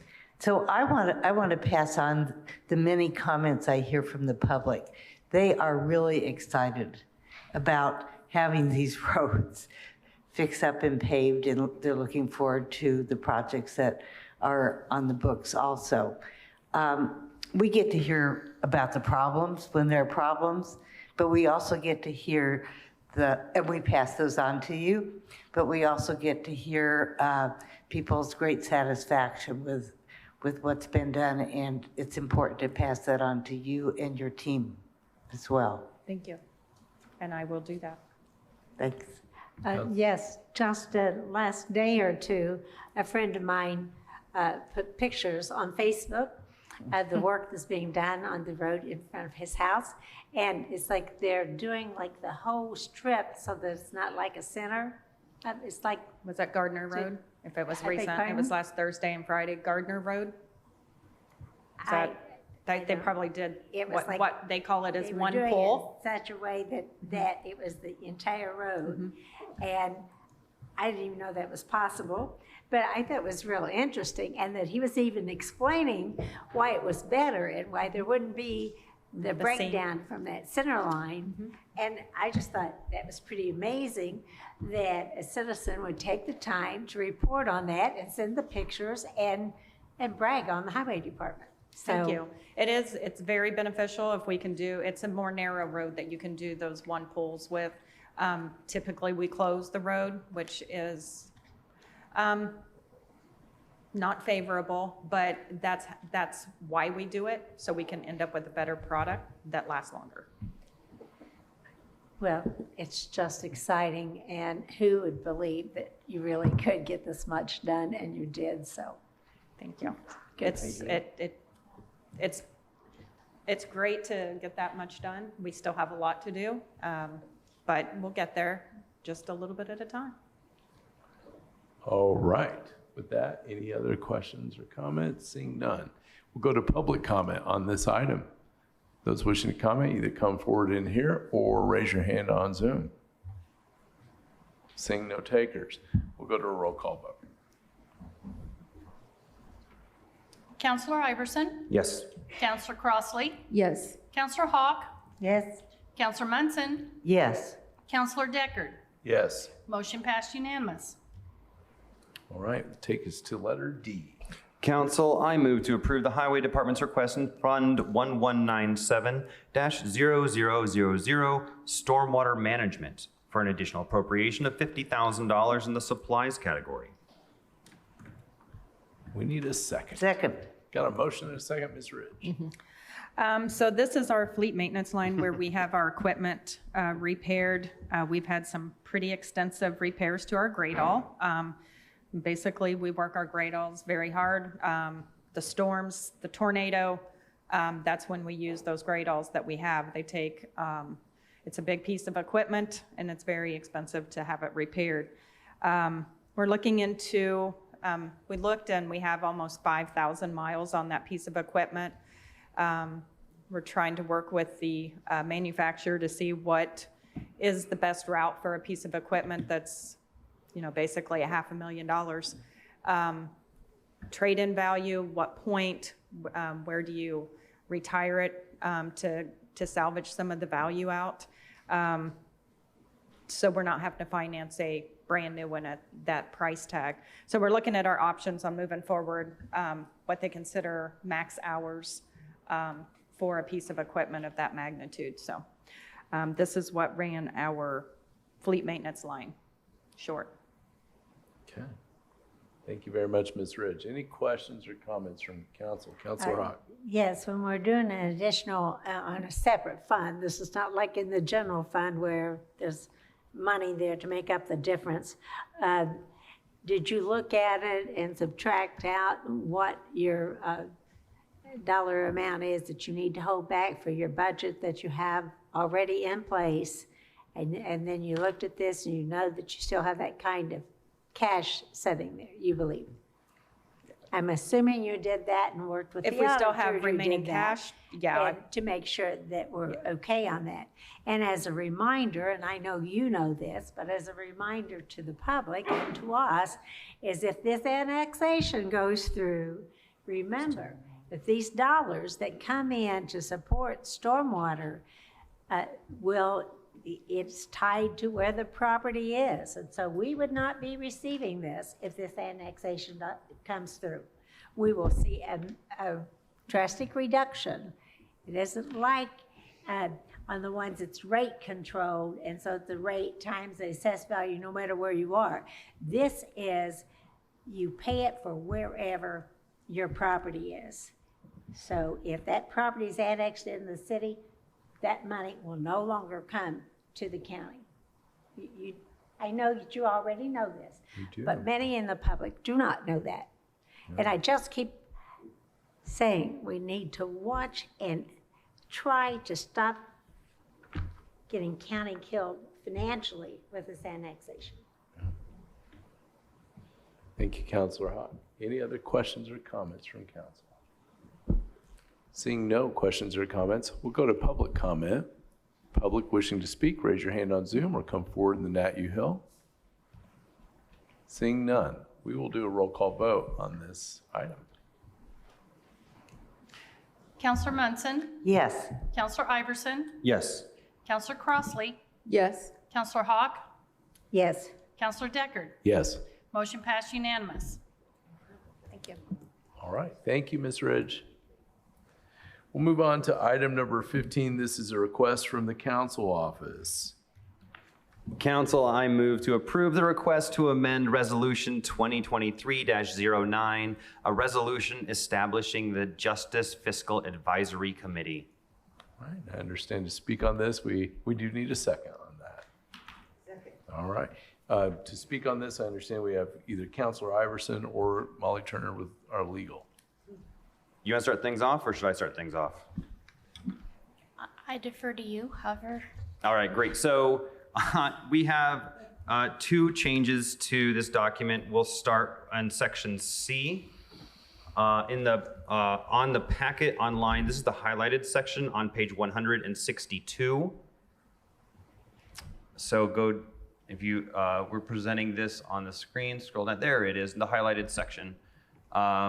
We wanted to clarify some of the confusion around the way that we nominate non-voting members, that those non-voting members can appear in person, they can appear in Zoom, or they can appear by proxy. So we wanted to clarify that if, for instance, the Board of Judges wants to have a criminal judge attend, but then they have a court date that comes up, then a proxy member could attend.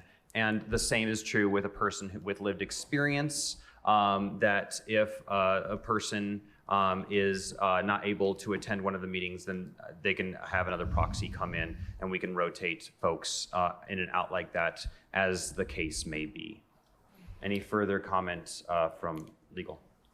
And members of the JFAC talked about or discussed this proposed change at their first JFAC meeting. The other thing that this change does is previously the resolution read one representative from each of the following stakeholders will serve as ex officio members, and since ex officio by definition means virtue of office, some of the people listed are not office holders, and so we're clarifying the language, which may be semantics in my legal head, to non-voting. And it also delegates the authority to JFAC members to appoint those one representatives. Okay. I do have an additional change that isn't reflected in your packet, and it's in section C as well. So when we looked at this resolution for the first time and it was passed by the entire council, I added some things kind of mid-meeting on the fly, and one of the things I added was these two questions that Councilmember Munson proposed. I left some words out, and when I read it in my head, those words were there, but then when Ms. Mosier read them on the paper, she graciously pointed out that what was in my head was not in paper. So I'm adding the words "are available" to form a full sentence. Those verbs. Yeah. They're not helping verbs, though. Not helping this time. And there's one more change I think we wanted to make up in, I believe, section 1, where we wanted to clarify that the leadership of this body would be rotating, so that individuals the 3 members would be rotating per meeting, and that we would also be seeking to create an administrative chair as well as a meeting chair. The administrative chair would be able to help guide the administrative process between meetings, and the meeting chair would be that rotating chair during the meetings. And so I have proposed language that I would like to add to the resolution. The proposed language that incorporates that idea was not discussed like I didn't have it on the screen for JFAC to review, but the language that I'd like to add encompasses the intent of JFAC. Do you want to share that? I'm getting ready to share my screen right now.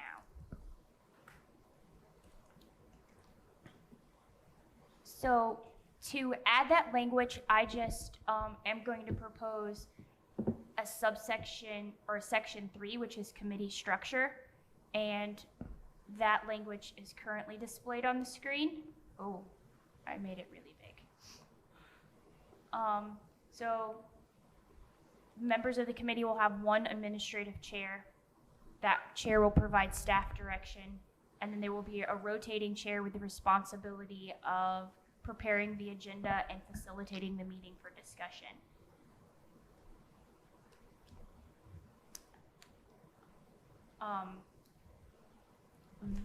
the document does provide for a person to fulfill that administrative chair and then provides the JFAC the ability to change the administrative chair if they feel the necessary. So that section is language that was not reviewed at the JFAC meeting, but I am proposing for clarity and to embody the intent of what was said at JFAC. Okay.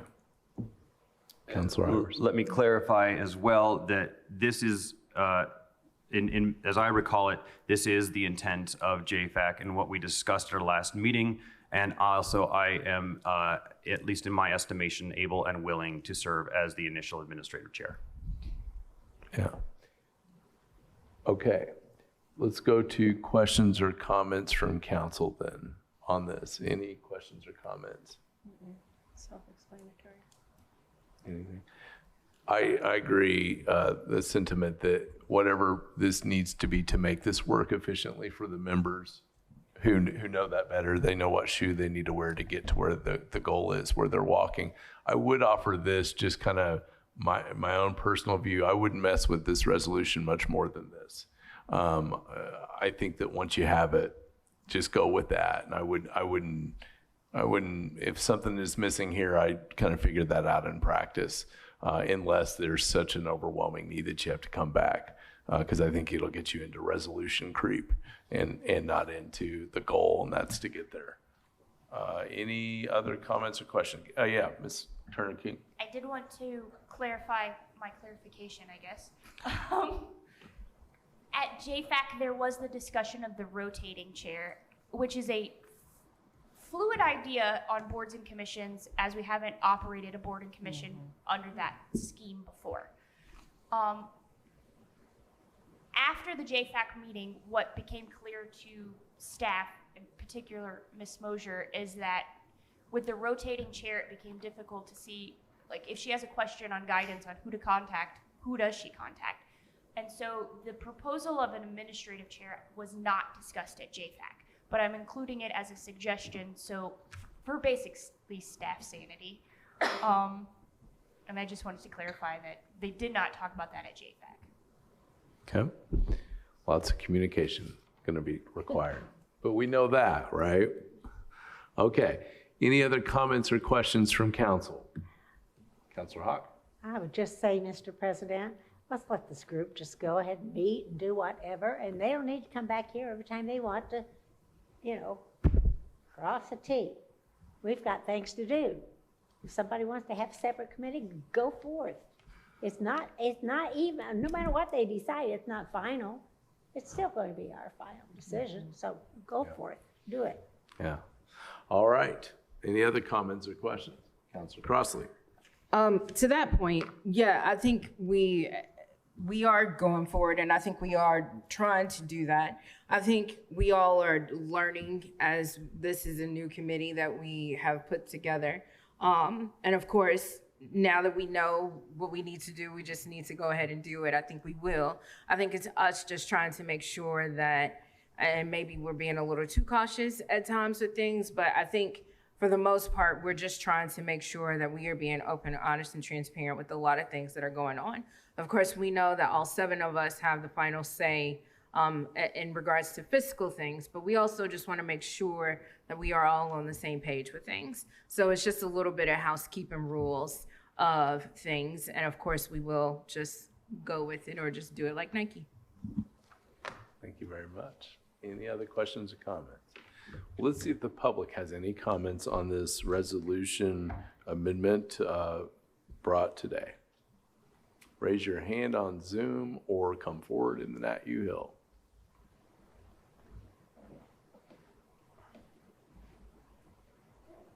Seeing none, we're going to go to a roll call vote. Councilor Crossley, Yes. Councilor Deckard, Yes. Councilor Hawk, Yes. Councilor Iverson, Yes. Councilor Munson. Yes. Motion passed unanimous. All right, thank you very much. That takes us to item number 16 on our agenda. This is a request from our auditor's office. We do have Ms. Gregory with us today. Council, I move to approve the Auditor's Office request in Fund 8950-000, the American Rescue Plan Act, or ARPA, for the creation of a new account line, 36714, ARPA program support, and to simultaneously approve an additional appropriation of $116,450 in the services category. Second. Good evening, Council. As you noted, this is a request for ARPA program assistance. It's described in the management letter, but Baker Tilly is prepared to assist with all aspects of the county's ARPA program, from planning and strategizing projects, to policy and compliance, to monitoring and reporting. In the engagement letter, it is noted that the estimated program end date would be the 12/31 of 26, and they expected the program to wrap up at the time. However, we will still have reporting requirements after that time, so I do anticipate a need a little bit further than their date, just to be completely transparent. So there might be a slight additional expense there. Any questions? Councilor Iverson. Yeah, so in the process of seeking bids for this, I think we learned some new information about the way that we are going about our ARPA projects. And certainly we've been hearing from the public about the county's stance on ARPA and the way that we're using these dollars. And so one of the things that I think was clear for me was that having these a large number of small projects is very difficult administratively, rather than having a smaller number of large projects. Do I have that correct? That is accurate. So as we were going through and selecting a potential firm to assist with this, we were told by a couple, well, all of them actually, we interviewed 3, that our county has quite a few projects, more than all other counties, I believe. And I mean, it is wonderful that we want to assist as many community members as possible. However, it seems most units are trying to make a larger impact with a few projects. So as far as reporting and compliance, it is a bit of a headache. We're working through it, and this will help greatly if you do choose to approve tonight to appropriate this. It will be an added control, just assurance that we are doing everything correctly, which will be a huge relief for me, honestly. Yeah, I'm completely in favor of this and providing additional support for the reporting guidelines for these federal pass-through grants. And I really appreciate, too, the feedback that is being shared tonight. That's helpful for us to know. So thank you. Yes, and if approved tonight again, I would like to have Baker Tilly come talk with the council and commissioners, just to kind of introduce themselves and just to kind of give you a rundown of the support they intend to provide. Other comments or questions? Councilor Crossan. I was just going to say, with this being said, I think this would be a good time for, if Baker Tilly could come and speak with both county commissioners and council. This would be a really good time when we would have our joint county council commissioners session, so that we can work through these projects that we are wanting to have all at the same time while having that conversation. So hopefully that could be on the radar soon. Yes, I have a meeting scheduled Thursday, so I will bring that to their attention and hopefully they can make availability. Great.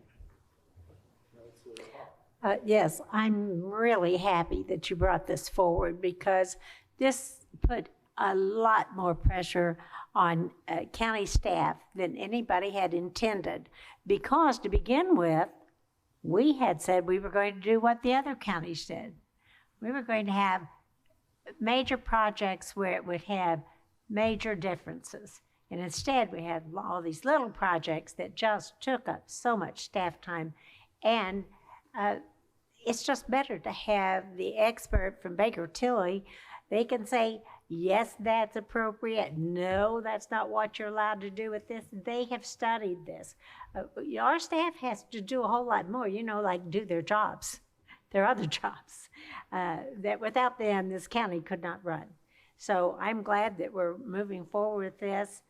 And I really think that hopefully we'll find a major project that we'll use some of this remaining money for instead of a little bit here and a little bit there. And I know thousands of dollars is not a little bit, but we had intended to be, at the beginning, to do something really major, changing, altering for county government, the people in this county. And I don't see that happening. Not that it's not good things. Yeah. Lots of good things. Thank you, Marty. And I do know that, that even these little projects are definitely making an impact on the community. However, in the grand scheme of things, there's a lot of money to spend. Yeah. So. We have many problems at our feet, and we're trying to figure it out, right? I just want to echo comments that I like this, and I'll say one other thing that I like. I think we should be thinking about, because county employees and folks get busy, is when we look at things like other special spending, such as bonding, for example. I think that program management around that, to execute that to completion, would not be the worst investment for this county. So that whatever taxing unit, tax dollar, whatever, they are able to see that get to wherever it's going to go. I mean, it's much like these grants. Someone is issuing the grant with the goal that it's going to do this thing. And so helping the auditor's office with that, I think, would be huge on this. I think we have to think about those things as we move forward. All right. Councilor Munson. So I wanted to comment to everybody that I recognize that there are a number of possible ARPA-funded projects that have changed since we first discussed them. And I want to know when there might be a discussion between the council and the commissioners. Is there one scheduled that I don't know about, or? Councilor Mussing, I believe there's a discussion on the work session on the next. On the next work session? Yes. Very good. Okay, I'm looking forward to that. So, yeah. So that's the time we can provide updates, and thank you. Yeah. All right. Any other further questions or comments? Seeing none, we'll invite the public, if they wish to make a comment on this, to please do so. Raise your hand on Zoom or to come forward in the Nat Hill. Seeing none, we will do a roll call vote. Counselor Iverson? Yes. Counselor Hawk? Yes. Counselor Crossley? Yes. Counselor Deckard? Yes. Counselor Munson? Yes. Motion passed unanimous. All right. Thank you. Thank you. We're going to item number 17, and that is Ms. Turner King. But first, we've got a motion from Councilor Iverson. Council, I would like to open for discussion the job description for the election supervisor. All right. Need a second. And we've got a motion second. Ms. Turner King. At the PAC meeting on June 6th, Chief Deputy Martin appeared with the clerk from the clerk's office and was requesting some changes to the election supervisor job description. During that meeting, we talked about how some of the duties listed in the job description were statutorily overlapping with the duties of the clerk. So PAC approved the changes to the election supervisor position going to WIS, but before it did so, Ms. Martin and I were going to sit down and talk through the job duties. The goal was to send this to WIS the following Friday, which was June 9th. After the PAC meeting, I met with Ms. Martin in Election Central, and additional information was discovered. That being that the election supervisor position is going to become vacant again on June 16th. This will be the second vacancy in that position since February. So at that time, we discussed what option would best serve the restructure of this position and how to encompass the changes that the clerk's office would like to see with this position. And what we thought might be the better option, instead of Ms. Martin and I going through and identifying the changes that need to be made, is requesting a desk audit from WIS, which would be an option when the position becomes vacant. So in order to get this task accomplished on the timeline that PAC had originally intended, I wanted to bring it to the whole council for discussion to ask if we would consider approving a desk audit of the election supervisor position. All right, let's have a discussion. Councilor Iverson. Yeah, so I just wanted to verify that PAC did discuss this. We were able to have a nice conversation about how our elections are important and how our elections are getting more complicated. And we need to have someone in this position that can handle the complexity and the importance of elections here in Monroe County.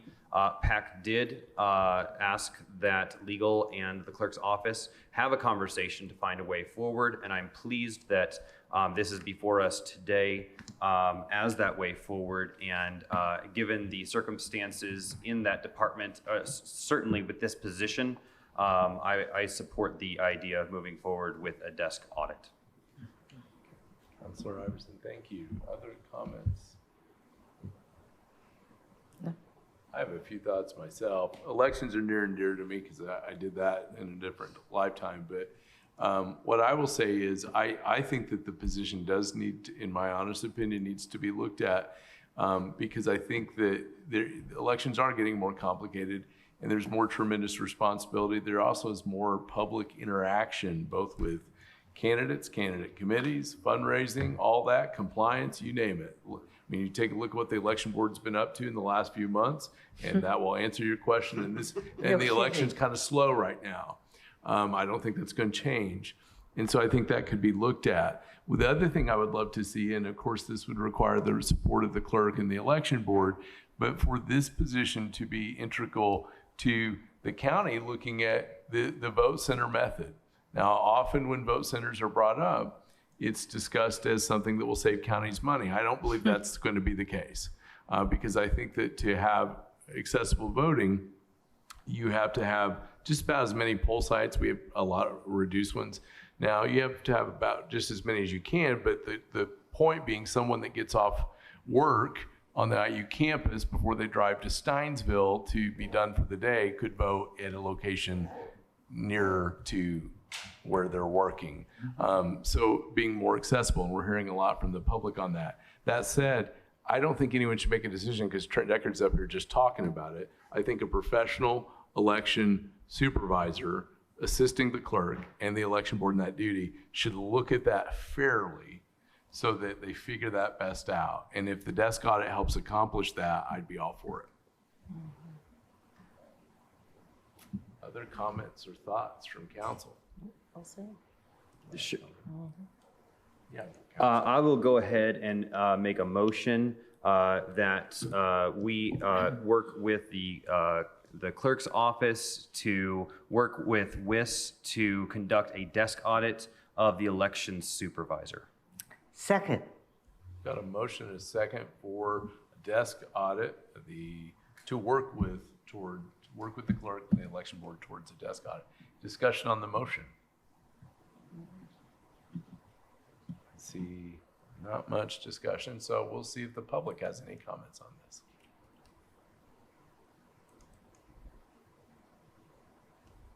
Seeing none.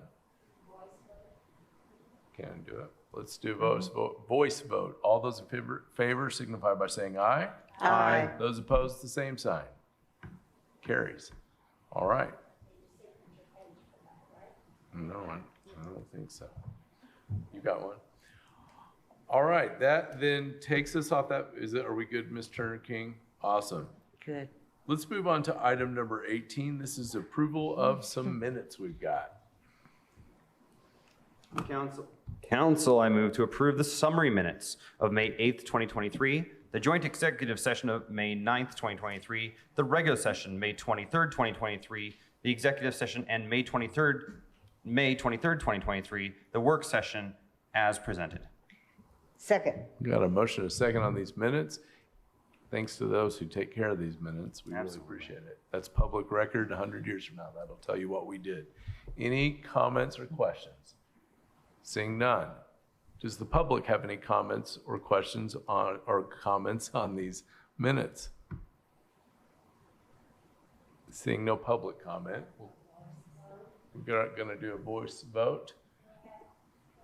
All those in favor signify by saying aye. Aye. Those opposed, same sign. All right, carried. We now move to council comments. Before we do that, can I take a point of personal privilege? Well, you sure can. Well, thank you, Mr. Deckard. There is a monumental birthday happening on Monday. And we are just so excited that our staff is finally reaching the age of maturity. Staff. It's just so exciting. So what I'd like to propose is that Ms. Kim Shell's birthday is Monday. And I would ask my council colleagues to join me in singing happy birthday to Ms. Shell. Happy birthday to you. Happy birthday to you. Happy birthday to Kim. Happy birthday to you. Cards can be sent to the council office. Flowers can be sent to the council office. Oh my gosh, I tried to keep it simple with greeting cards. All right, this has gotten off the rails, Mr. President. I return it back to you. If you like our singing, you'll love the work she does with her budget. So just stay tuned, folks. That's coming up later this year. So with that, we jumped into council comments for a little singing there, but I'll open it up for other council comments. Councilor Crossley. Just a couple of things. In speaking of all the celebration on Monday also is a holiday. Monday is Juneteenth. And so there is, and it's finally getting recognized as a national holiday. It's a day on, not a day off. So I would, if you don't know about Juneteenth, I would highly recommend Googling and doing some research. But it's a great time for folks to really understand that is actually when the last bit of slaves in Galveston, Texas were actually free. I know sometimes people think otherwise, but that's the time there. And the city of Bloomington also is doing a celebration this upcoming Saturday from 2 to 7 at Switchyard Park. Which is great. And so I've gone in previous years, and I would highly recommend other people to do that as well. And so lastly, I know it was mentioned earlier in public comment, but I do want to highlight and recognize the passing of the great giant Viola Taliaferro. When you hear the name Taliaferro, you obviously think of Mr. Taliaferro, and I know of him being from Gary, being from the same high school. We all knew that, but when you always talk about him, I don't think that she really got her flowers and the credit where there's due, because it was often put on that, oh, that's the wife of so-and-so. And both were giants in their own right. But I would say that, she was a trailblazer because she trailblazed lots of paths for women in county government, but in particular, women who look like me. And so to hear the news of her passing yesterday, it was really sad, and it just reminds us that we also need to make sure that we pay homage and credit when credit is due, and to give flowers to those while they can still smell them. So I definitely am thinking of her and her family. She also was a sorority sister of mine, and she definitely will be missed, and there will be it won't be another like Judge Taliaferro. So just wanted to say that. Thank you very much, Councilor Crossley. Councilor Munson. I'd like to tag on what Councilor Crossley said and say this would be Judge Taliaferro's passing is a time for you all to learn more about their contributions to our community. And you can do this at the Monroe County History Center, where there's a very nice exhibit. And that exhibit was made possible in part by the donations and loans of the Talaferro family. So thanks to them for sharing their family with our community. Thank you, Councilor Munson. Councilor Iverson. Thank you, President Deckard. And I just wanted to celebrate Pride Month this evening. It is a time of celebration and recognition that we have come very far. And I wanted to point out that as you pass the courthouse, we are flying a pride flag, and I just want to make sure that everyone sees that. I wanted to also point out that based on a Trevor Project survey, 45% of LGBTQ youth in Indiana seriously considered suicide in the past year, including 54% of transgender and non-binary youth. The research is very clear. If there is health, there's access to health, that the rates of suicide ideation goes down, the rates of suicide goes down. Our state is going the wrong direction on this. We need to be doing better to provide health for people. And at the risk of sounding performative, there is a fantastic event coming up this Saturday at Cafe Patachu up in Indianapolis at 5:00 p.m. And I encourage folks to go up to Indianapolis. I also encourage you to put Pride Fest, Bloomington Pride Fest, on your calendar. That will be August 26th of this year. It's always a big event. Make sure it's on your calendar, and happy Pride, everybody. Thank you very much, Councilor Iverson. Let me offer just a final comment here that kind of incorporates some of what you're saying. I thinking about Judge Taliaferro, I went back to look at something I wrote a long time ago, and it reminded me of something that kind of ties in all these comments. I did get to observe her when I was working on my bachelor's degree in criminal justice, and I knew very little and still probably do. But watching her in court was magnificent. But I also watched her conduct a same-sex adoption as an observer. I got to watch that. And this was 20 plus years ago, a time when there were no judges doing that in the state of Indiana. And when I got to watch it, I, for the first time in my life, got to see that, and one of the most loving family experiences I have been able to observe. And it was an eye-opening, breathtaking sort of thing. Not only that, but just the wisdom that she dispensed interpersonally to people on a day-to-day basis. I was in a career rut at one point, and she stopped me in a grocery store, and she single-handedly, within a minute, gave me career advice, school advice, and personal advice on my love life. And she said, I'll never forget the quote Judge Taliaferro said. She was talking to me about love, and she could tell I didn't know much about anything going on. She said, when it's love, it'll hit you like a rock from the stars. And I, for all my life, very happy in my wonderful marriage, have thought about how right she was. That kind of wisdom did that for me in that store, but did that with families on that bench over and over. I'm not sure people always saw the rope, but they saw the compassion. Our community was so fortunate to have her as we celebrate her life, her memory, and of course of George in his loss. It's just incredible. And with that, any other further comments from the good of the order, for the good? Happy Father's Day, too, to the dads. Oh, Father's Day's Yeah. coming up. Yeah. I hope they remember it at home. On that note, we are adjourned. Thank you. Thank